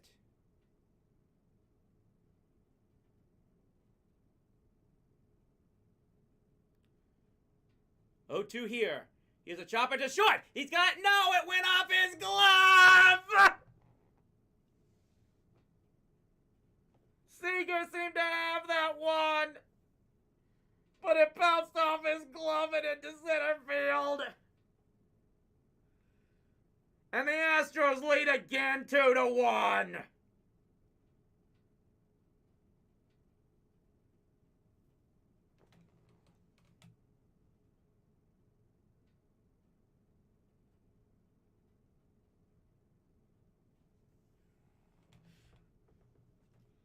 That was the double play ball, but it took a bad hop. It actually went off of his arm, and Seager knew it.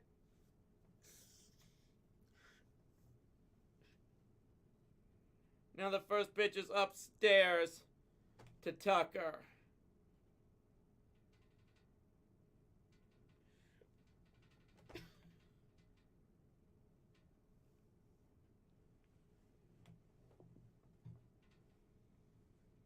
Tucker is 1 for 2 in this game. He's betting 129 in the postseason so far. Misses upstairs for ball 2.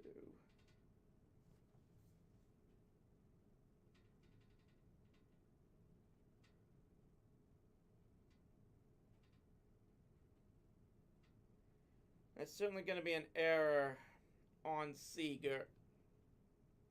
But not much he could have done with it. It just took a bad hop. Those things just... And now Tucker is ahead of the count. 3 balls and no strikes.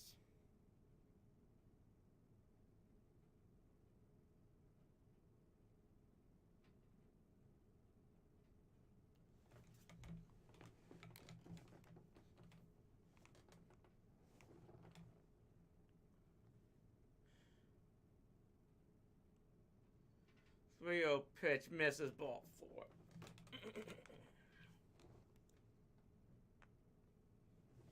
And it looks like it's going to be it. Bochy's going to the mound, and it looks like Montgomery's done.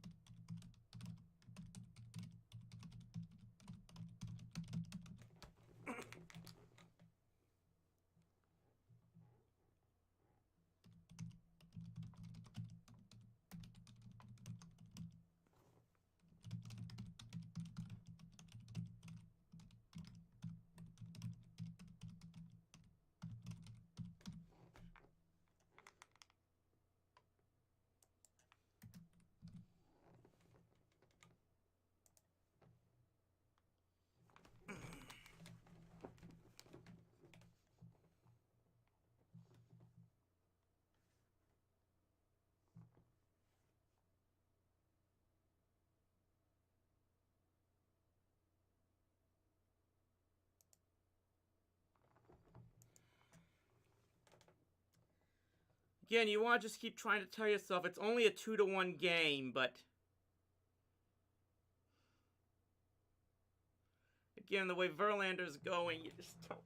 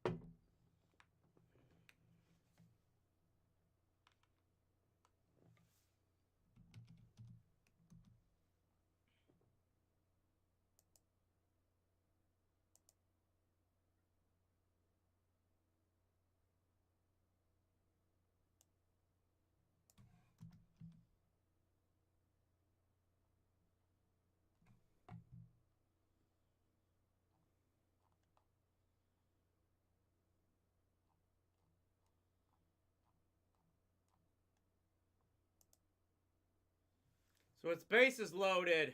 1 out. Chas McCormick is up, and I believe Josh Spores is now on. He's ahead in the count. No balls and 1 strike. He has a fly ball into right field. Garcia's coming on, and the good news is that was a fly ball to the absolute best person. They did not choose to run on Adolis Garcia, and it is 2 outs. Big out there to keep it a 1-run game for now.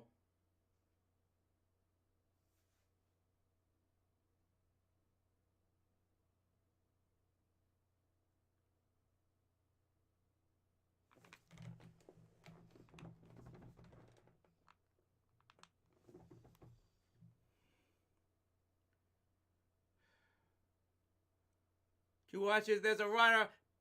Did he get it? Fires to first. Hit second. He got him.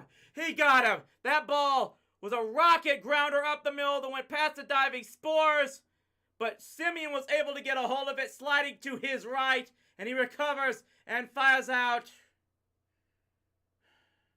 The Astros do get one. But they do strand the bases loaded. And we'll go to the bottom of the sixth.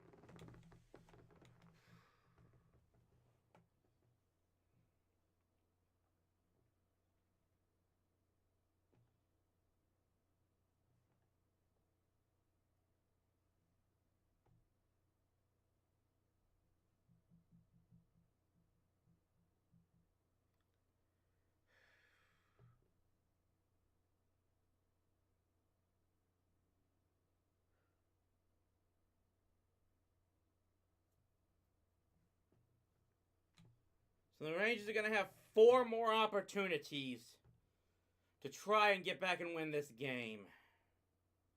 Tied the game on the home run by Nathaniel Lowe. Only to see the Astros take the lead back on that bad hop ground ball off of Corey Seager's arm to allow 1 run to score.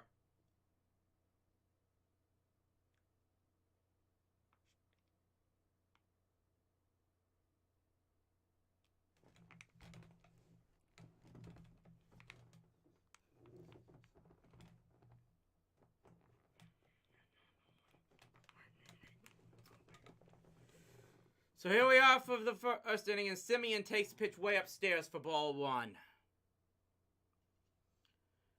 Would really, really love to see something big from Marcus here.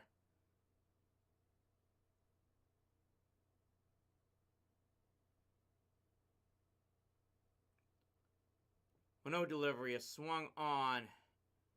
And it looks like it's going to foul away in the stands from strike 1. People forget that this is a guy who led the American League in runs scored.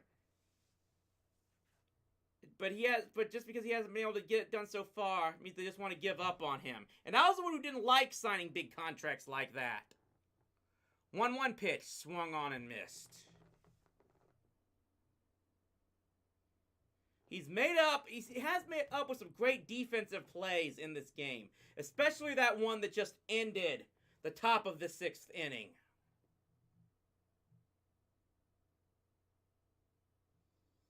Hits one into short left field, and it's hauled in by Jeremy Pena.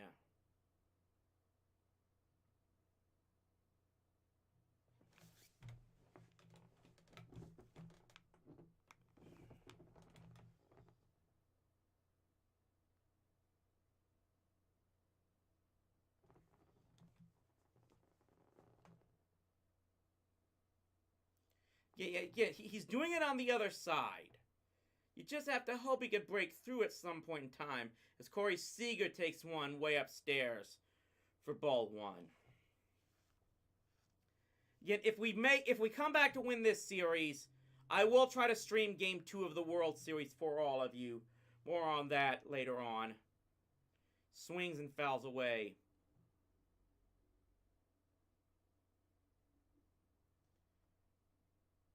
Look, I'm sorry if I'm not doing much here, but I'm just... This is why I get really tense. This is why probably I'm not a great sports live streamer. I admit that. Seager hits one that gets into the right field corner for a base hit. It's going to be at least 2. As he slides in to second, and the Rangers have a runner in scoring position with 1 out in the 6th inning. Seager finally breaks through himself.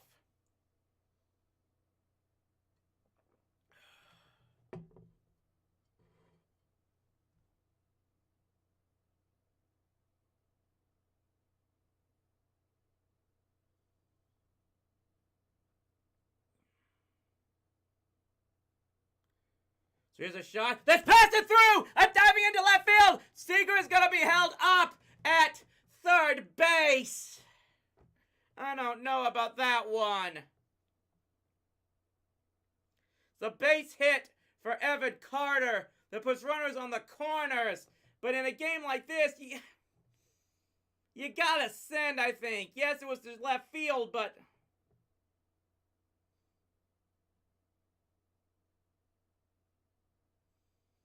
You gotta make them make a play in that situation.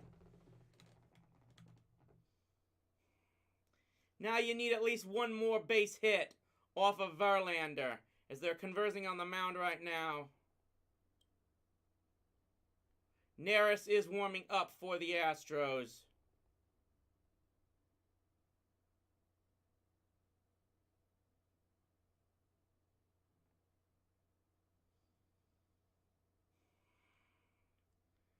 Batter is going to be Adolis Garcia. He's 0 for 2.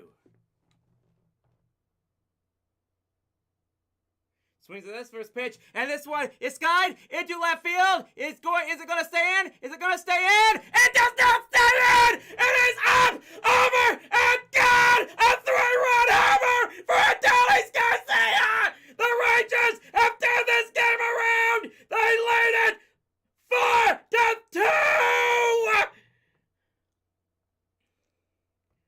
I was just about to say that maybe, just maybe, the one reason you wouldn't send the runner to go around and score from third base is because you have Garcia up at the plate. And he makes it count.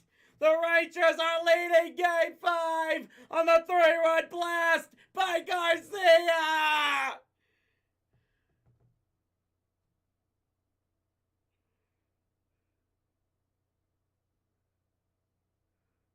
Taveras takes the first pitch in there for strike 1.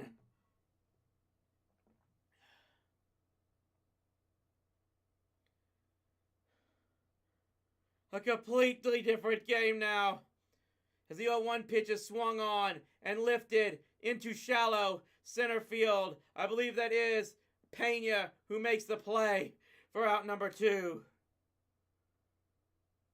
Hit it to one of the deepest parts of the park, and it just cleared the fence. Really don't mind that Garcia didn't make much movement toward first base, because it was going to be either caught or out. And we said it when he saw that it was going out, that was all he needed. Josh Young steps to the plate now with 2 outs and takes one low for ball 1.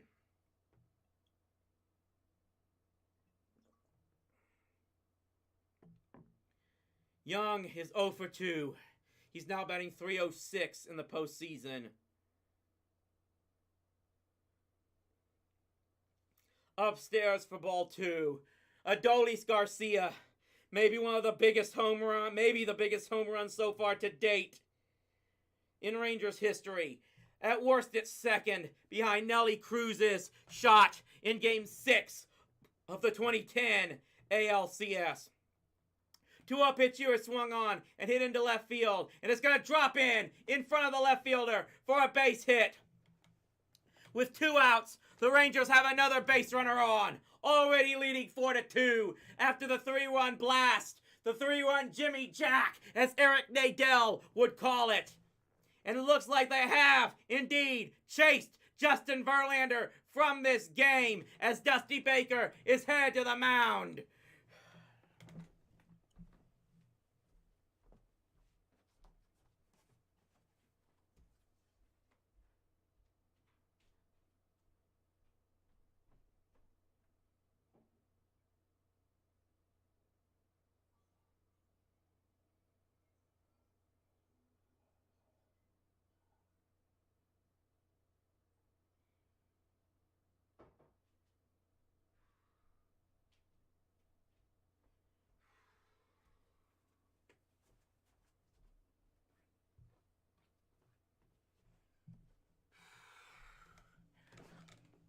I don't know if I'm gonna be able to last through this one, guys. I'm already this is like the last amount of chilled water I've got. See that?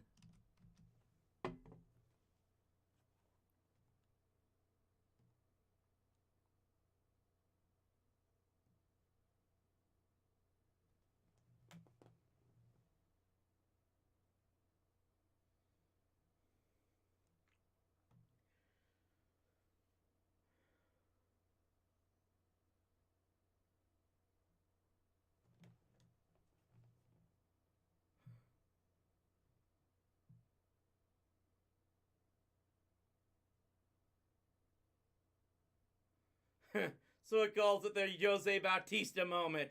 Perhaps so.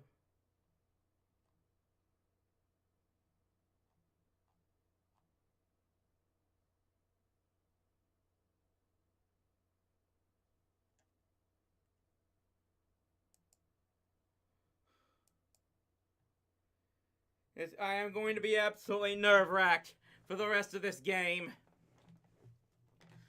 But the Rangers do have a 4-2 lead here in the bottom of the 6th inning. They have a base runner on with 2 outs. And they have gotten Justin Verlander out of this game.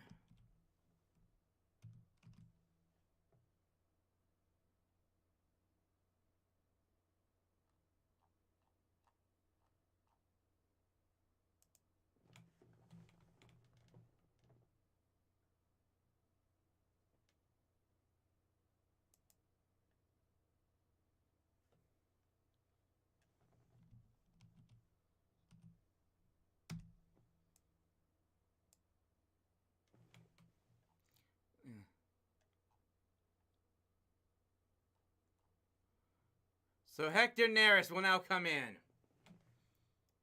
He's allowed 6 earned runs in 5 games so far. He steps in to Nathaniel Lowe. 1 ball and no strikes. Lowe got the scoring start for the Rangers with his home run earlier. I believe that was in the 4th inning, 5th inning. I don't know. I'm losing count. I'm a wreck. I have no idea what I'm doing. And he takes Lowe for ball 2.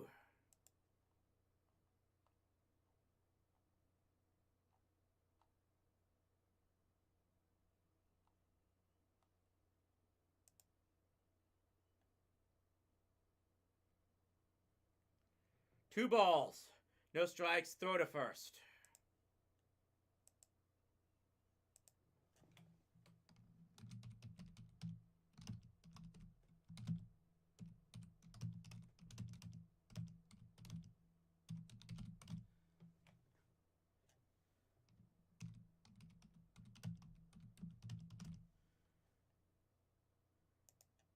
Pitch upstairs.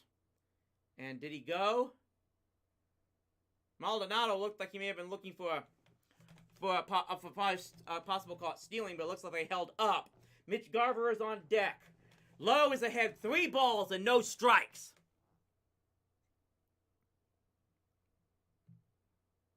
Neris delivers and misses.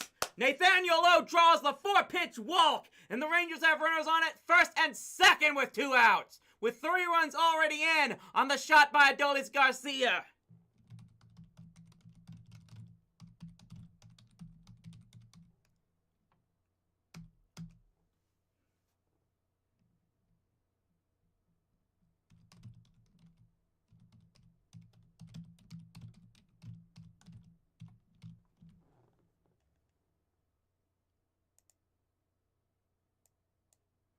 Here comes Mitch Garver at the plate. With runners at first and second and 2 outs. Takes a splitter that hits the inside corner for strike 1. McGarver walked in the 3rd inning. 200 postseason average so far. But that does include the grand slam in Game 2. And now Maldonado is heading to the mound, and not even Nearest knew he was coming. He was already halfway through his windup as Maldonado was halfway to the mound.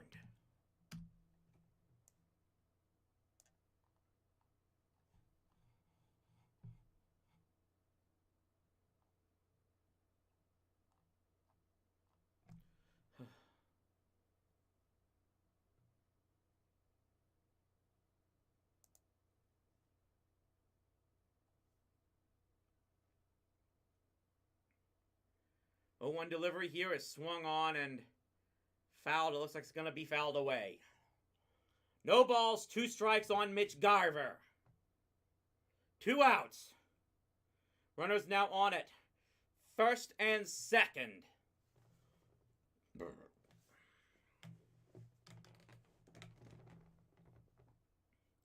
Remember, this would have been a 4-1 game if not for the error by Seager. He's swinging a fly ball into center field. It is going to be played on, and the inning is over. The Rangers do score 2 runs, but they score 3 in a big way. The 3-run blast by Adolis Garcia turns the game around, and after 6, it is a 4-2 lead for the Rangers in Game 5 of the American League Championship Series.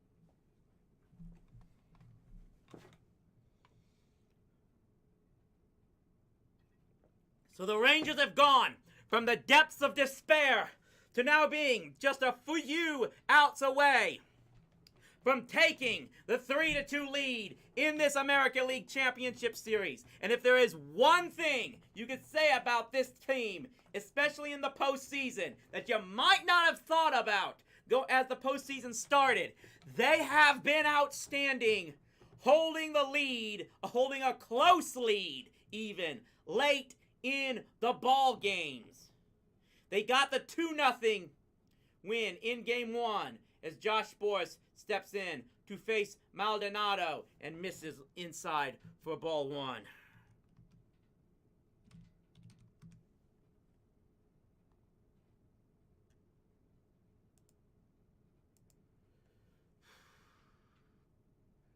1-0 pitch misses. Remember, they won these first 2 games by a combined 3 runs. The 2-0 victory in Game 1. The 5-4 victory in Game 2. Spores is behind Maldonado. 2 balls and no strikes. The number 9 hitter takes inside corner for strike 1. Spores so far has been great for the Rangers. Jose Leclerc has been outstanding for the Rangers for the most part. 2-1 delivery here. Swung on and missed. Evens the count at 2-2. The one guy you have to worry about is Aroldis Chapman, who has not had his control going. But the good news is that so far, especially in the postseason, Boshi has known when to go after him, get rid of him, and Leclerc has more often than not bailed out of those jams. 2 balls, 2 strikes to Maldonado. Missed just low for ball 3.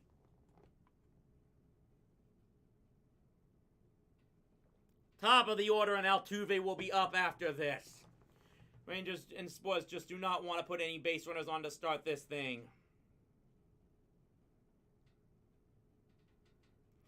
3-2 pitch. Missed upstairs. Ball 4. And it looks like Maldonado had some words to say there as he leads off the inning with a walk. And that will bring up Jose Altuve with a runner on at first base and nobody out.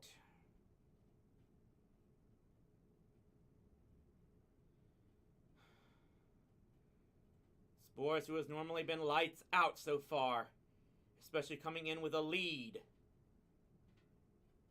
See if he can get Altuve, who is 0 for 3 in this series. And here's a shot into left field. Evan Carter has it! Backs up against the wall! On the warning track! Hauls it in for out number 1! Altuve gave it a ride, but Evan Carter had it tracked down as best as possible and caught it over his shoulder for out number 1! Huge out there for Josh Spores and the Rangers, thanks to Evan Carter, who I did say back in the ALCS in the American Division Series in Baltimore, I wasn't sure how well he was handling left field as there was a foul ball hit by Dubon.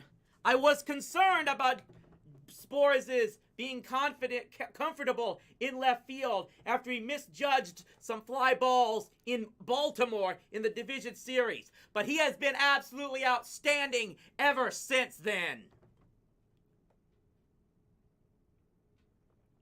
0-1 to Dubon. Way upstairs for ball 2. Ball 1, I mean. 1 ball, 1 strike.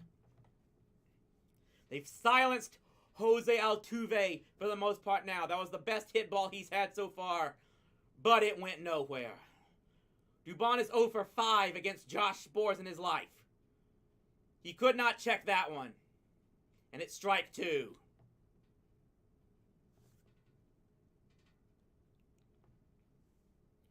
Spores might not be the ground ball hitter that Jordan Montgomery is. He might look to try and fan you more often than not. He's ahead 1 ball and 2 strikes here on Dubon. Get him! Get him swinging! Dubon goes down! He knew it! He curses to himself as he walks back to the dugout. And Spores and the Rangers have 1 more out to go in this inning. High fastball. And Dubon could not lay off of it. Lay off those high ones, Kit. First pitch to Bregman misses low. Outside for ball 1. Bregman with a home run. And he also scored a walk. He scored both of the runs in this game for Houston. Alvarez is on deck.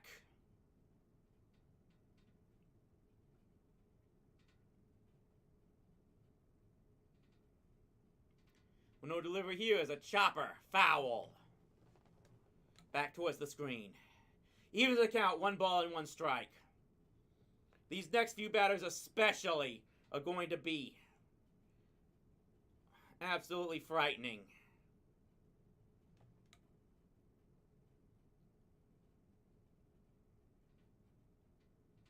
One ball, one strike, swung on and missed. They haven't been showing any bullpen so far. They have a feeling if he doesn't get Bregman here, will they go to Chapman with the left-hander coming up? Right? Spores could be one pitch away from making that a non-factor.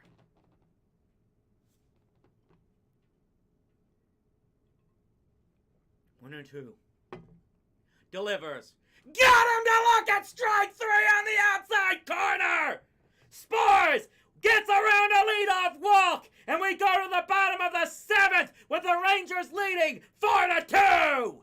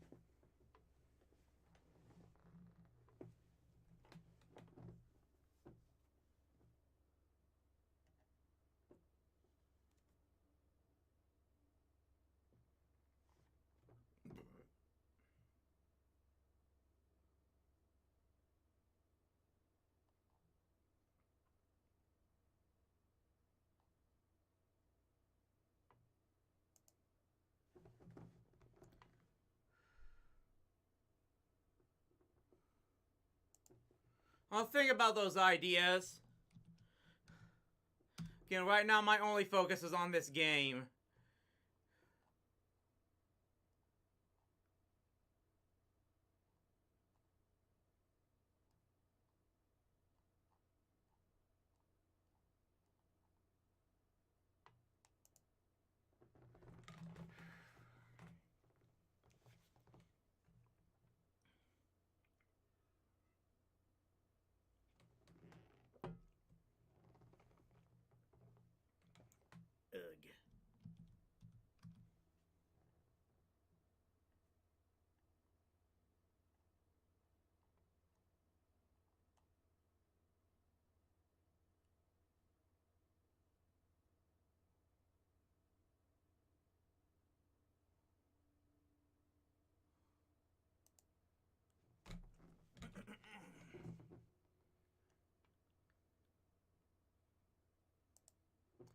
So we go to the bottom of the seventh inning. Rangers with 4 runs in the last 2 innings. Looking to see if they can add more now that they have the Astros bullpen in there. And Garcia got a huge ovation from the right field stands after coming back out after that home run that put the Rangers up in front. Verlander himself was not happy. And the Rangers now seeing if they can add any more in these last 2 chances at bats they have. Neris is still on the hill for the Astros. And a lot of extra runs can make a huge amount of difference, especially with who I fear is going to be coming on in the 8th inning. Jonah Heim leads off and takes one upstairs for ball one. Heim, a .216 hitter in the postseason, is 1 for 2 in this game.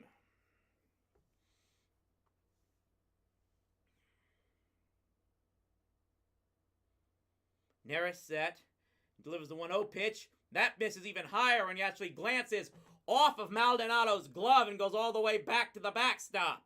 2 balls, no strikes to Jonah Heim.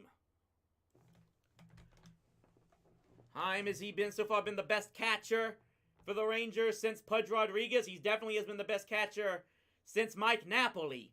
2-0 pitch is swung on and fouled away.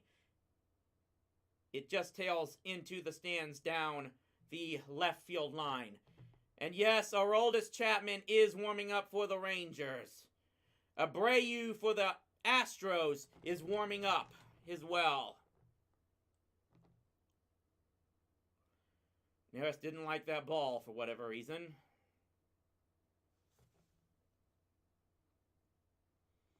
The winner of this game goes back to Houston, up 3-2 for Game 6 on Sunday.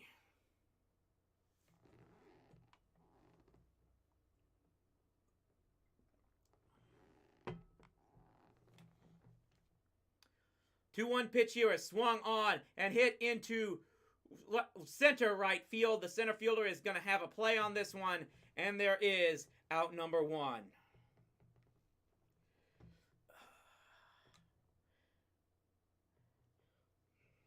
So 1 up and 1 down for the Rangers.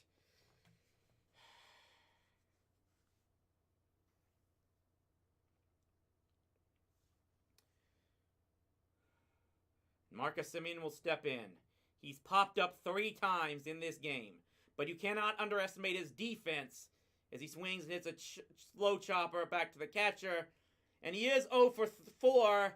Marcus Semien has not hit the ball out of the infield in this game so far, but you cannot overstate that play he made in the top of the 6th inning with the bases loaded that kept it to a 1-run game. And that set, even though he led off with a pop-up in the 6th, it set up everything that came after that, capped off by the 3-run bomb by Adolis Garcia to give the Rangers this 3-2 lead as Corey Seager now steps in. He's had his struggles in this championship series, not seeming to get the type of criticism that Semien has been getting.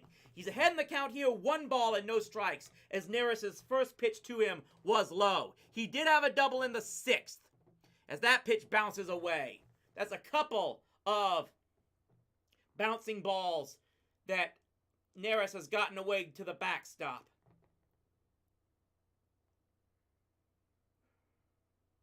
Two balls, no strikes to Seager. He doubled in the 6th, takes 1, could not check his swing there. He is now 2 balls and 1 strike.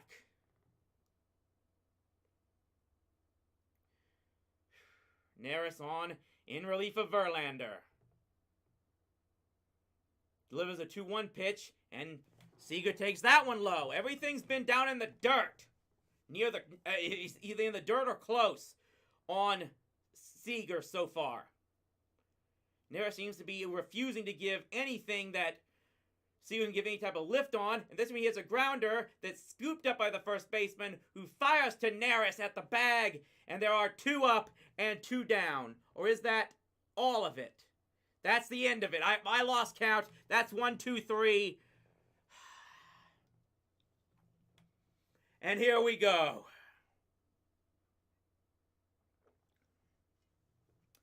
First off to Craig Idle. Glad you're enjoying the show.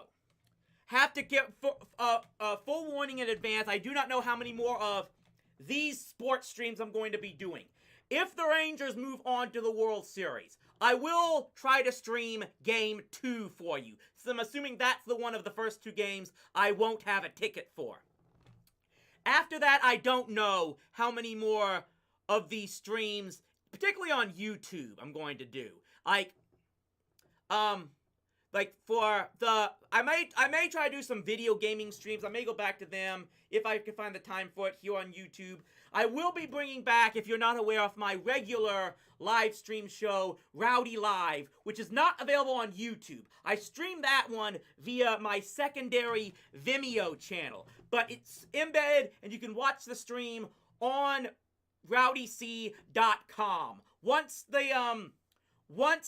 the baseball season is concluded for the most part, the Rowdy Live should go back to start up starting on Saturdays at 8 p.m. Central Time. So you maybe want to make a note of that. We will be back to do our regular live stream shows where I show off my videos and try to do a whole bunch of other fun stuff. That will be on Saturday evenings starting at 8 p.m. Central Time. In the meantime, we are about to go to the real pressure cooker of this entire game. This is something I don't worry about. You've got a 2-run lead. He's had plenty of time off. He hasn't pitched since game 2 of this series. Whatever I may think of him as a person, I'll just say this. Can Aroldis Chapman get the job done here? It doesn't mean I'm going to like him. It doesn't mean I'm ever going to forgive him for the things he's done in his life. Again, the sooner he's off the Rangers, the better. But for now, I'm just letting you prove you're still worth anything as a ball player. You'll never be worth anything as a human being, Chapman, but show you're still worth something as a ball player and see if you can get at least this 8th inning taken care of. He's going to have Yordan Alvarez leading off this inning, if I am correct. And again, this is why you're supposed to get in there. Try to get the tough left-handers out, especially. First pitch to Alvarez is way upstairs and almost hit him. 101 miles per hour, but it doesn't mean jack if you can't locate it. Chapman has only allowed 1 earned run so far in the postseason, but that is very misleading. Leclerc has bailed him out of a lot of situations. You have to wonder how much of a leash you'll be on here as Alvarez steps out of the plate. It looks like Alvarez did ask for time, and that actually proved to be a boon, as that pitch was way upstairs. Or is it not? He didn't grant time? It's 2 balls and no strikes? Frack's sake. Look, no matter what,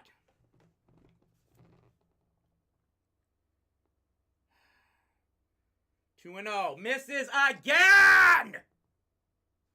Nothing close to the strike zone with this guy! This is the type of guy you're supposed to get you put on to get out! 3-0 delivery here. That one he finally goes outside and it catches the corner for strike 1.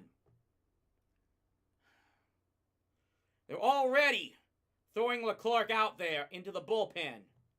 I imagine Chapman may not have a very long leash here. 3-1 delivery. In there, inside corner. That time he finally got one on the inside to just graze over the plate for strike 2.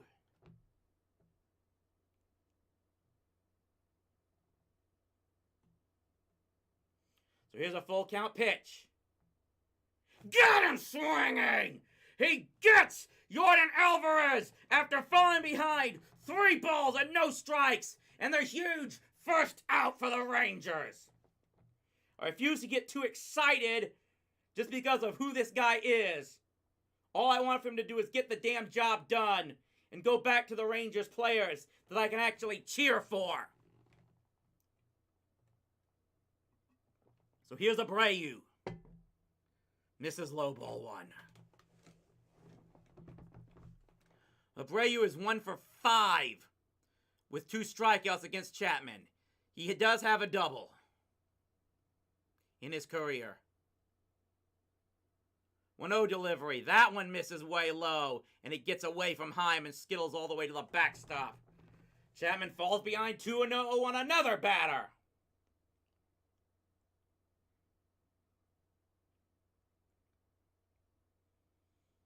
Abreu steps back in. 2-0 delivery. Outside corner. Got it for strike one. 101 miles per hour.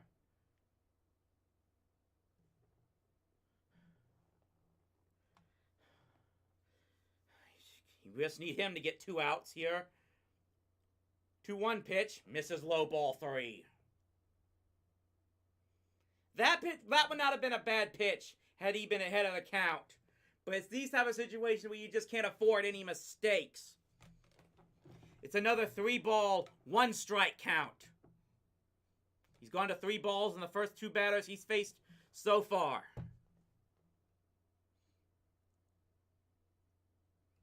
Three 3-1 coming here. Cut it on, missed! Back-to-back full counts now for Chapman.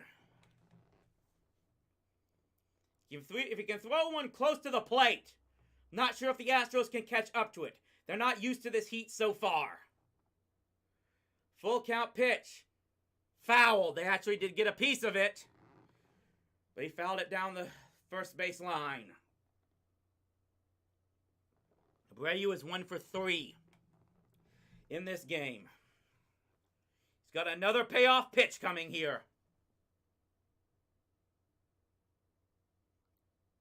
He swings and pops it fly ball into right field. Easy play for Adolis Garcia, and there are 2 outs.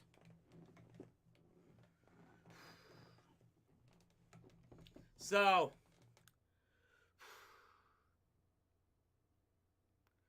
Chapman has been made a harder than it has to look. But he's gotten full counts on the first 2 batters, but managed to retire him. His last guy needs to look for is Tucker. It's a lefty versus lefty matchup. And he misses low for ball 1. It's one of these situations where you're not going to be comfortable until that out was recorded. And Tucker has gotten on twice in this game. Takes one upstairs for ball 2. Said, great for you to get Super Mario Wonder. Like I said, I'm on hold. I'm just don't have ability to play that one unless I can spring for a Nintendo Switch at some point. This is probably going to be the last batter Chapman is going to face one way or the other, as this is foul. Fly ball into left field. Tucker cannot get to it. It bounces into the left field corner, and it's going to be a 2-out double for Kyle Tucker. He is on for the 3rd time in this game, and he is in scoring position now. And now with the tying run coming to the plate, you have to wonder, and yes indeed, that is it for Chapman.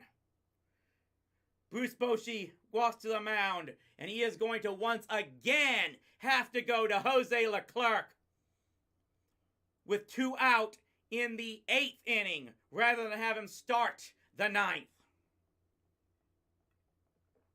Once again, one way or the other, Aroldis Chapman just cannot finish off an inning.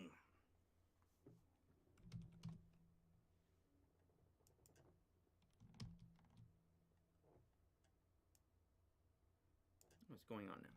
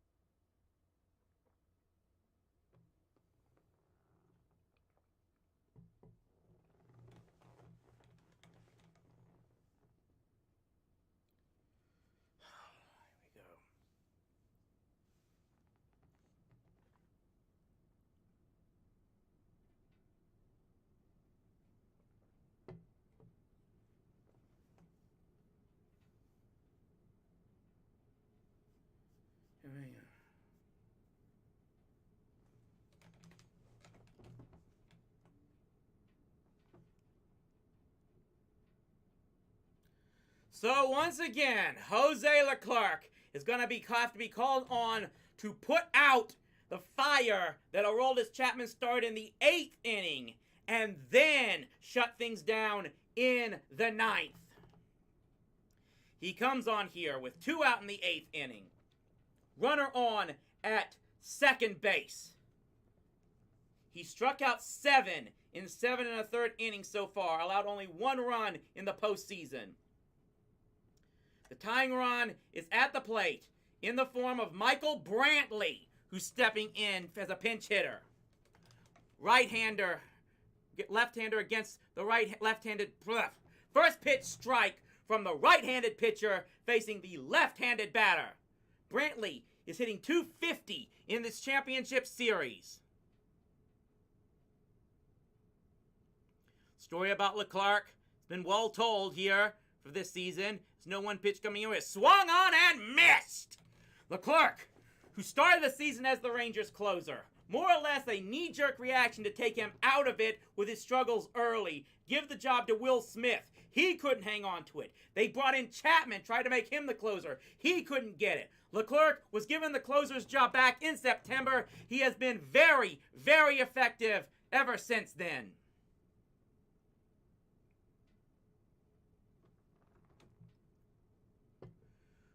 Oh-2, delivery here. Oh, where was that one? It says it just missed. First ball 1. Did not get the call there, but you can't give in here.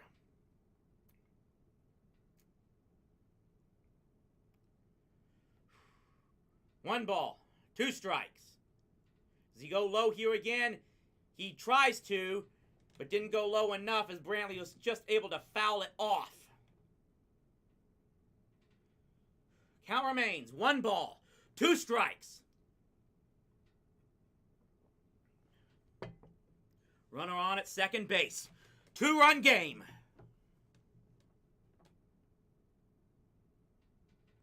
One-two coming here. That pitch is way too far upstairs. And too far on the inside for him to get a call on that one.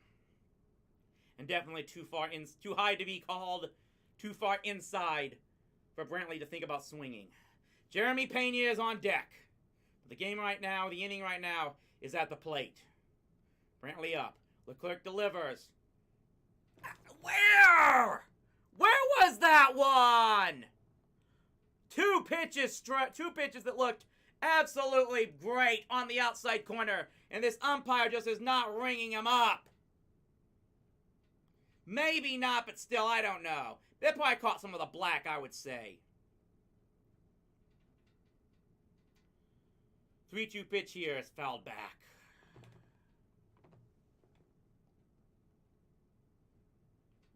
And it's the 8 and 9 hitters would be next up.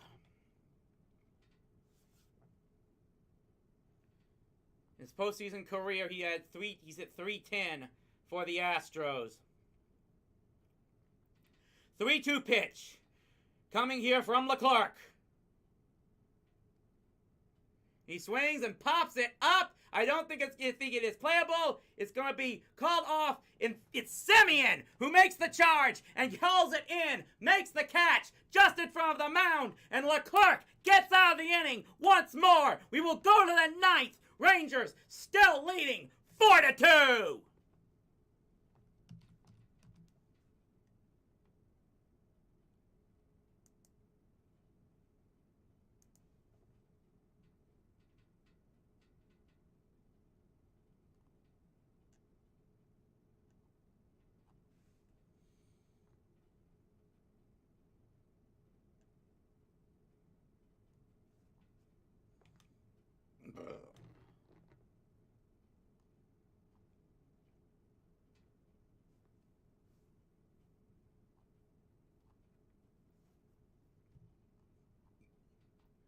Again, big thing.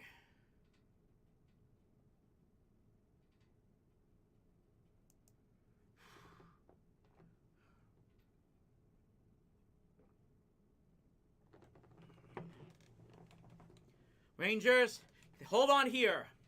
Would take a 3-2 lead. going back to Houston, where the Astros have not won so far in this American League Championship Series. If the Rangers hold on to this score, they will have won their 3 games so far by a combined 5 runs. Would very much like to see if they can pile on a couple more here in the bottom of the 8th inning.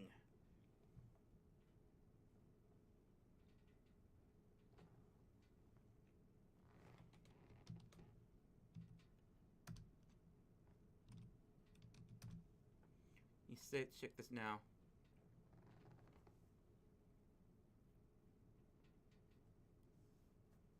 Astros won their 2 games by a combined 10 runs total. That's the kind of thing. You know what? Again, you just hope you can hold on here. But this is one of those times where, again, those close games, when you win the close games, it just gives you so much more confidence. When you lose the close games, it makes you question things even more. And so far in this postseason, the Rangers, especially since moving into the division series, they coasted past Tampa in the wild card pretty easily. But starting in, especially in the postseason, in the division series and this league championship series, they have been very good in tight ball games. And a lot of people might not have thought that going into this postseason. Well, I mentioned, Leclerc pretty much was not given the closer's job full time until Chapman blew that game to open the final series of the year in Seattle, as Brian Abreu steps in and misses upstairs for ball 1. Michael Brantley is now in left field for the Astros, and Evan Carter is at the plate. He has scored a run in this game, batting .323 in the postseason. Takes another pitch way upstairs, ball 2. And again, the one thing we've talked about so much throughout the postseason, throughout these live streams, even the broadcasters, is just how unbelievably patient and able to work counts Evan Carter has been as such a young kid. The 2-0 delivery here. You know what? The umpire wasn't giving us that call in the last inning, so I am not going to complain about him not giving the Astros the same call. It's a 3-0 count now to Evan Carter. That pitch he calls a strike, perhaps.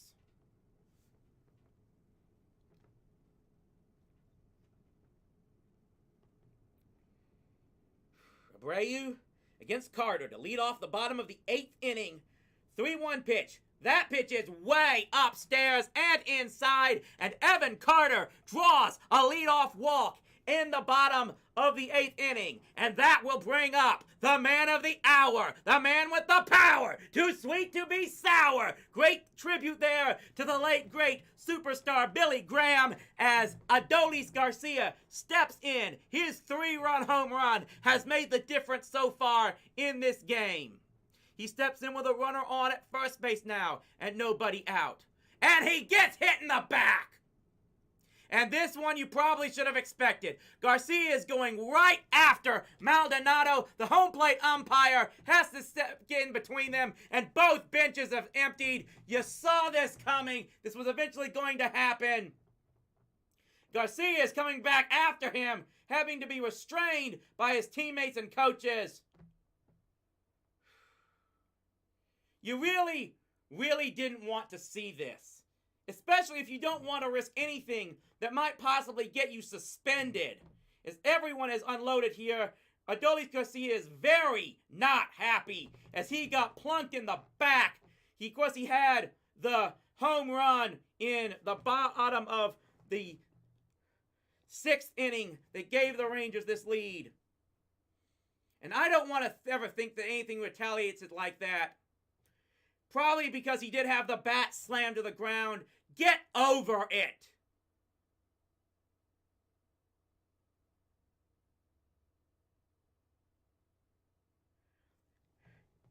Yeah, I'm going to say this. Hold on. So we wait for order to be restored and get back to this game. I don't care if you're a current player. like anyone on these Astros. I don't care if you're an old player like Jeff Fry.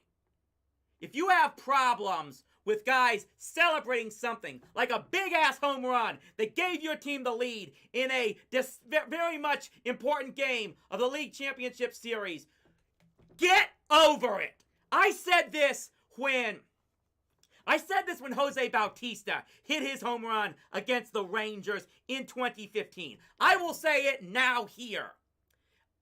If you don't want a batter pimping or celebrating any type of home run, don't give up a home run!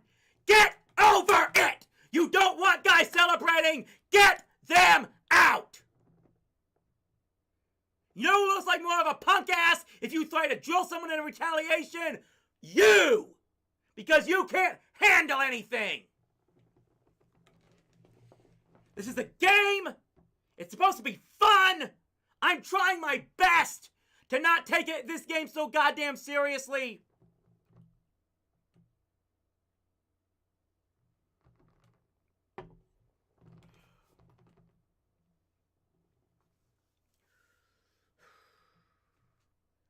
I've been trying to have some respect for the Astros, but that was a punk-ass move by them. And now the umpires are declaring some things. I wish I could switch over to the headphones. I should have done it as well. Garcia didn't charge anybody. He just turned around and said some words to Maldonado, the catcher. I don't think how you could toss him here. If anyone needs to get tossed, it's Abreu, the pitcher. He did like slightly grab Maldonado on the shoulder. I don't think that's still enough. If they're gonna toss Garcia, I'm gonna be pissed.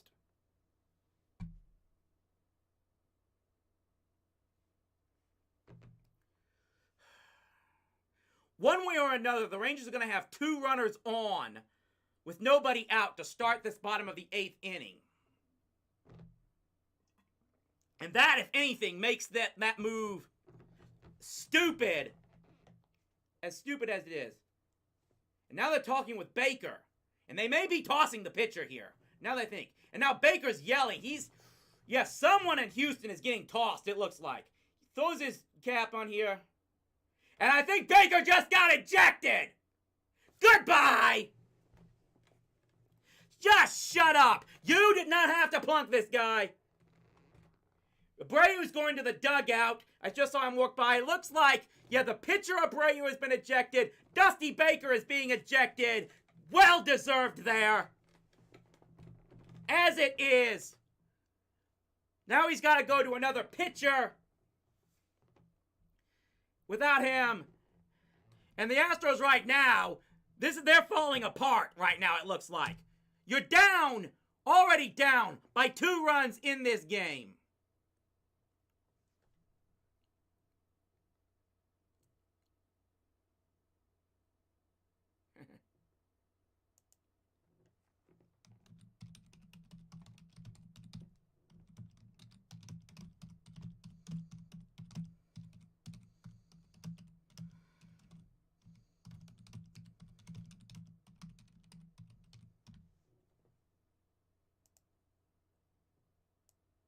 This looks absolutely unprofessional. Apparently the crowd is chanting, Houston sucks.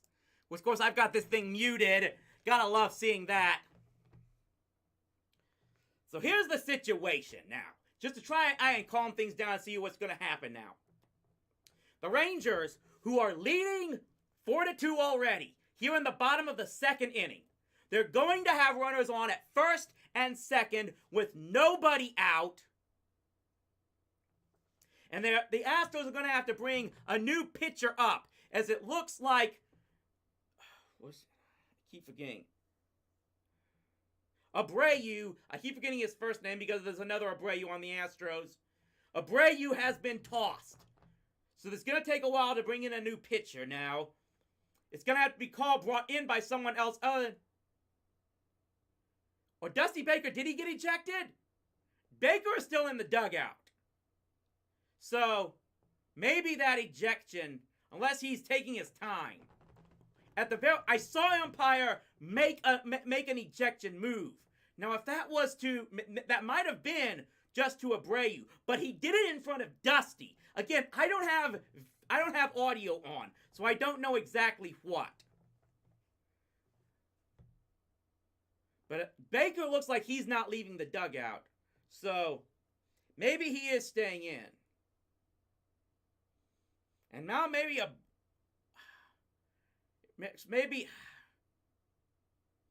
it looks like they've tossed Garcia as well. Either that or he's injured. That's not good. You just have to hope now that there's not going to be a suspension for even at least the 6th game.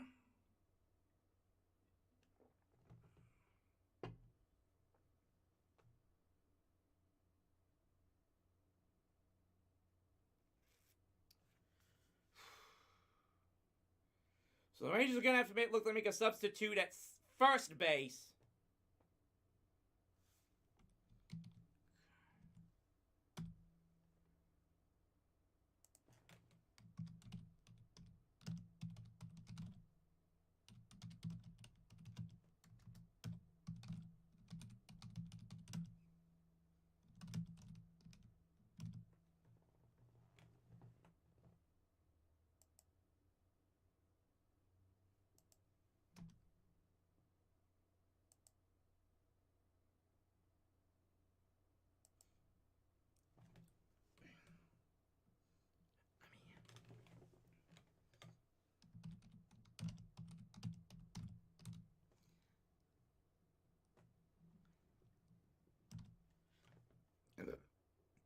He gets some points out.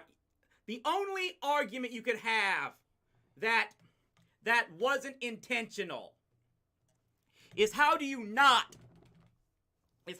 even think about putting runners on, 2 runners on with nobody out in a 2-run game in which the winner gets all the momentum going into the winner of this game is only going to be within 1 win away from the World Series.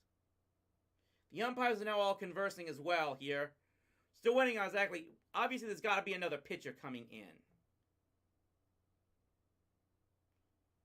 Looks like there could be a lot of discussions going on.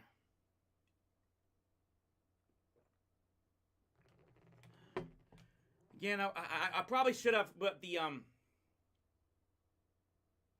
I probably should have at least put this on headphones and had them lined up for something like this. This is why I'm not a good professional sports streamer.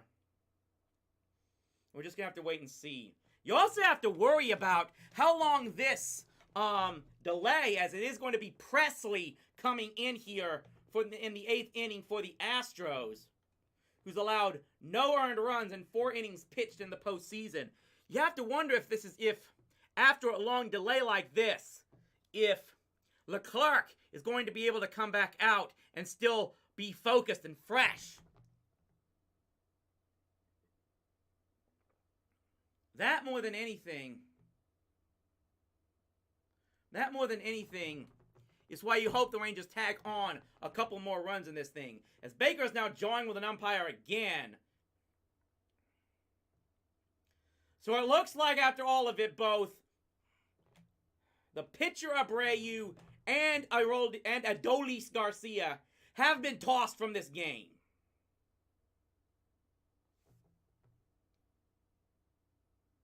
Not showing who's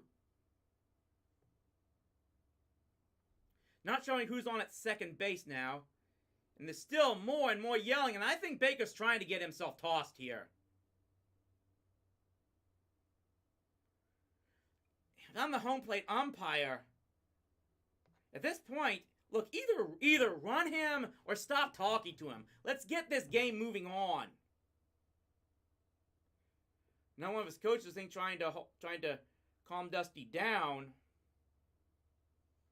I give this umpire a lot of patience. It's the home plate umpire, since he's got the mask. And there's a punch of the wall of the fence by Baker. Or maybe that's because he hasn't. Was Baker ejected? Looks like maybe he was. Okay. That's what it was all about, it looks like. That Baker refused, it looks like that Baker refused to leave for so long, and that was causing the additional delay as well. So, okay, Dusty Baker was ejected. I thought so. I thought it looked like there. And now he is gone, and Leody Taveras will finally get to step to the plate with a runner on at first and second and 2 out, and he looks to bunt, and he bunts it foul. Taveras is 0 for 3. He hasn't hit the ball out of the infield in this game. He has 3 RBIs with a .290 average for the postseason. He's had a home run in this series, I believe. Or was it? Maybe it was early in the postseason. I'm losing my mind. 0-1 delivery is swung on, and it's speared by the second baseman, who fires to second base to get the 1 out. That runner was Travis Jankowski, who they didn't show until now, but Travis Jankowski was the pinch runner for Garcia, who himself was ejected, and he is thrown out at second base. And that is going to put runners on at first and third as the second baseman, the person covering second at least, Abreu threw from his behind, got it to Pena, I believe, and here's Josh Young. He takes first pitch for strike 1.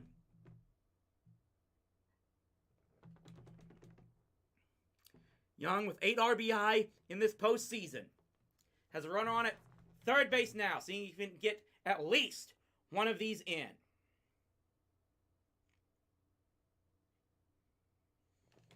Takes one right on the inside corner for strike 2.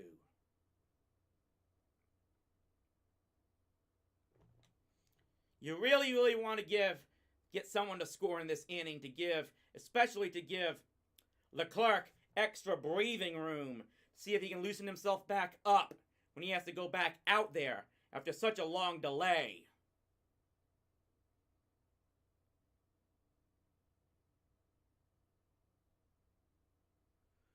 0-2 pitch here is swung on and fouled away. Again, this inning started with a leadoff walk from Evan Carter. And then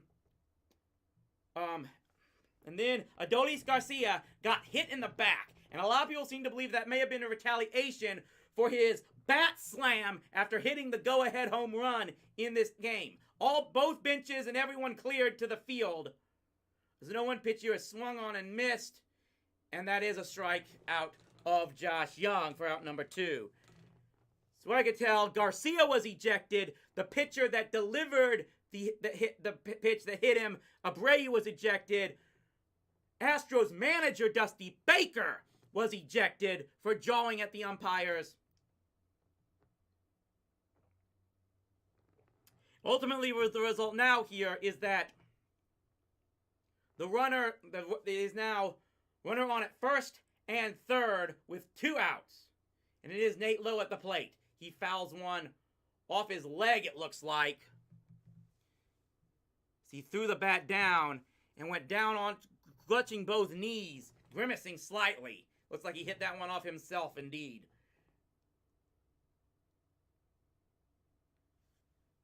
Lowe does wear a shin guard on his right leg. That's his front leg.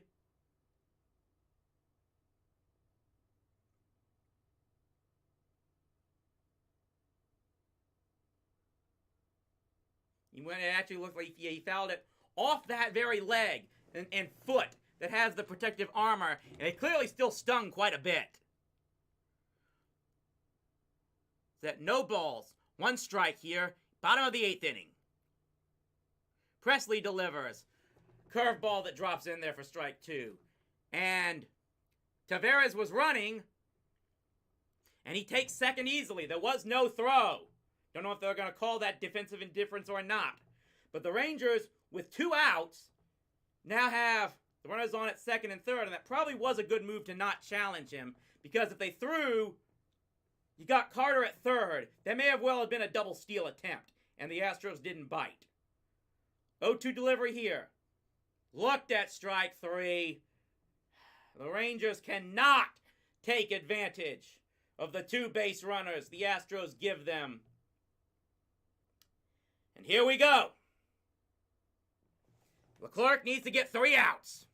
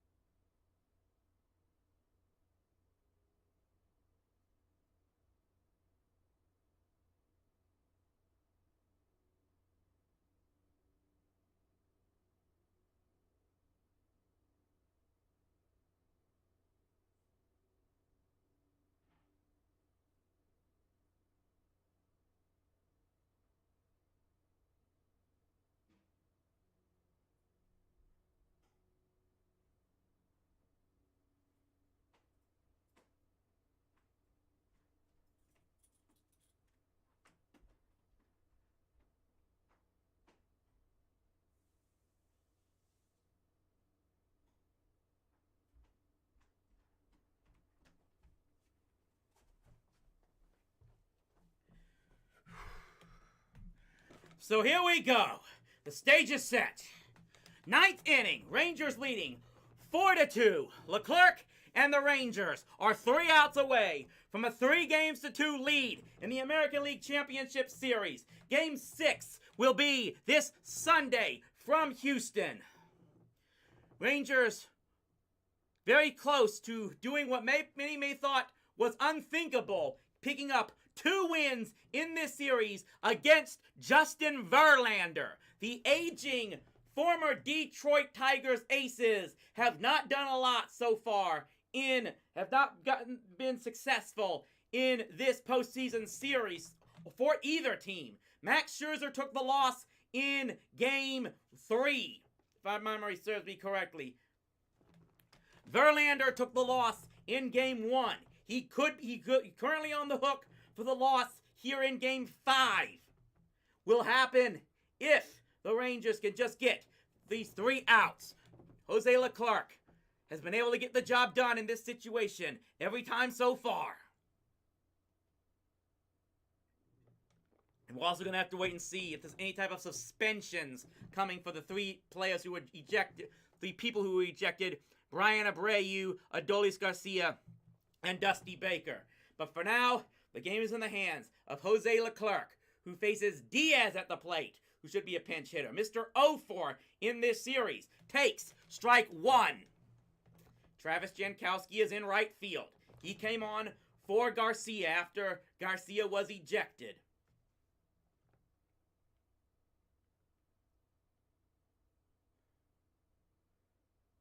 Hook 1 coming here. Just missed outside. Ball 1. Yainer Diaz. 282 average in the regular season. 0 for 10 with 5 strikeouts in the postseason. 1-1 delivery here, misses low. Again, you have to hopeful that Leclerc still has focus. Hasn't gotten rusty with that long delay in the 9th inning. In the 8th inning, check that. 2-1. Swung on, and there is Yainer Diaz's first hit in the postseason. It found the hole on the left side of the field and into left field. The leadoff batter is on. Unless I miss my guess, that is the first hit that Abreu, that Leclerc has given up since the 3-run homer in Game 2 of the division series against Baltimore. He held on after that to secure the 11-8 victory. Mike Maddox is now going to come on and try to see if he can settle it down. This is what you were fearing, at least.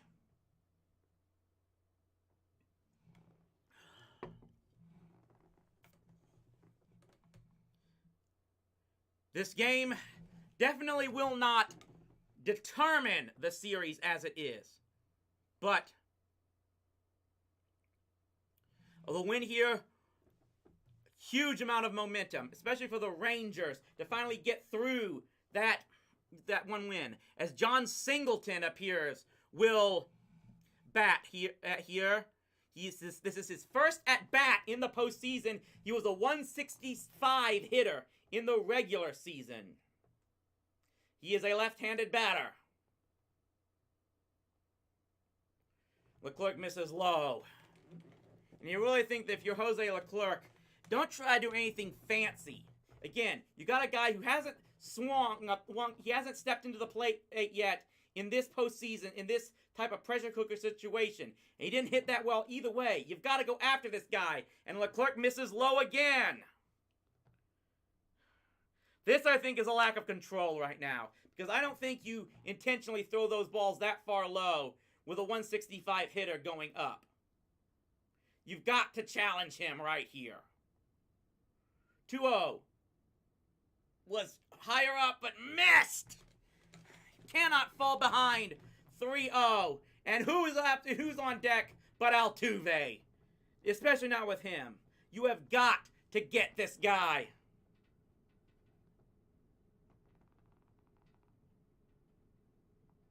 That is a strike.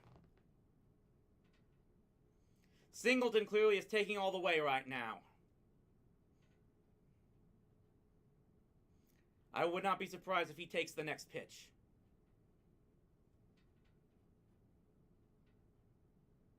He does. And it's strike 2.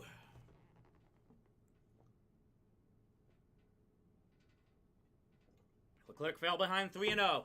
But he could be a pitch away from getting out of it. He's going to at least face Altuve in this inning. Misses way low for ball 4. And Leclerc puts the first 2 runners on. He's been so good, so effective in this postseason so far. You just have to hope that at least one more is in there. And here comes Altuve. Altuve, remember, in game 2, took that fly ball into the left field corner that was caught for the final out. Leclerc said afterwards he wasn't sure, he didn't understand why the crowd had such a roar with the ball off the bat because he knew Altuve didn't hit it that well. But Altuve's got 8 home runs in this stadium so far. He takes the first pitch strike.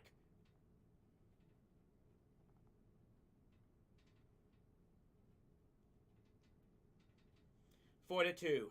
Rangers leading. Astros have the tying runs on base. And one pitch here from Altuve is swung on. No. Catch it. Did he catch that? He did not catch it. It's a 3 home run.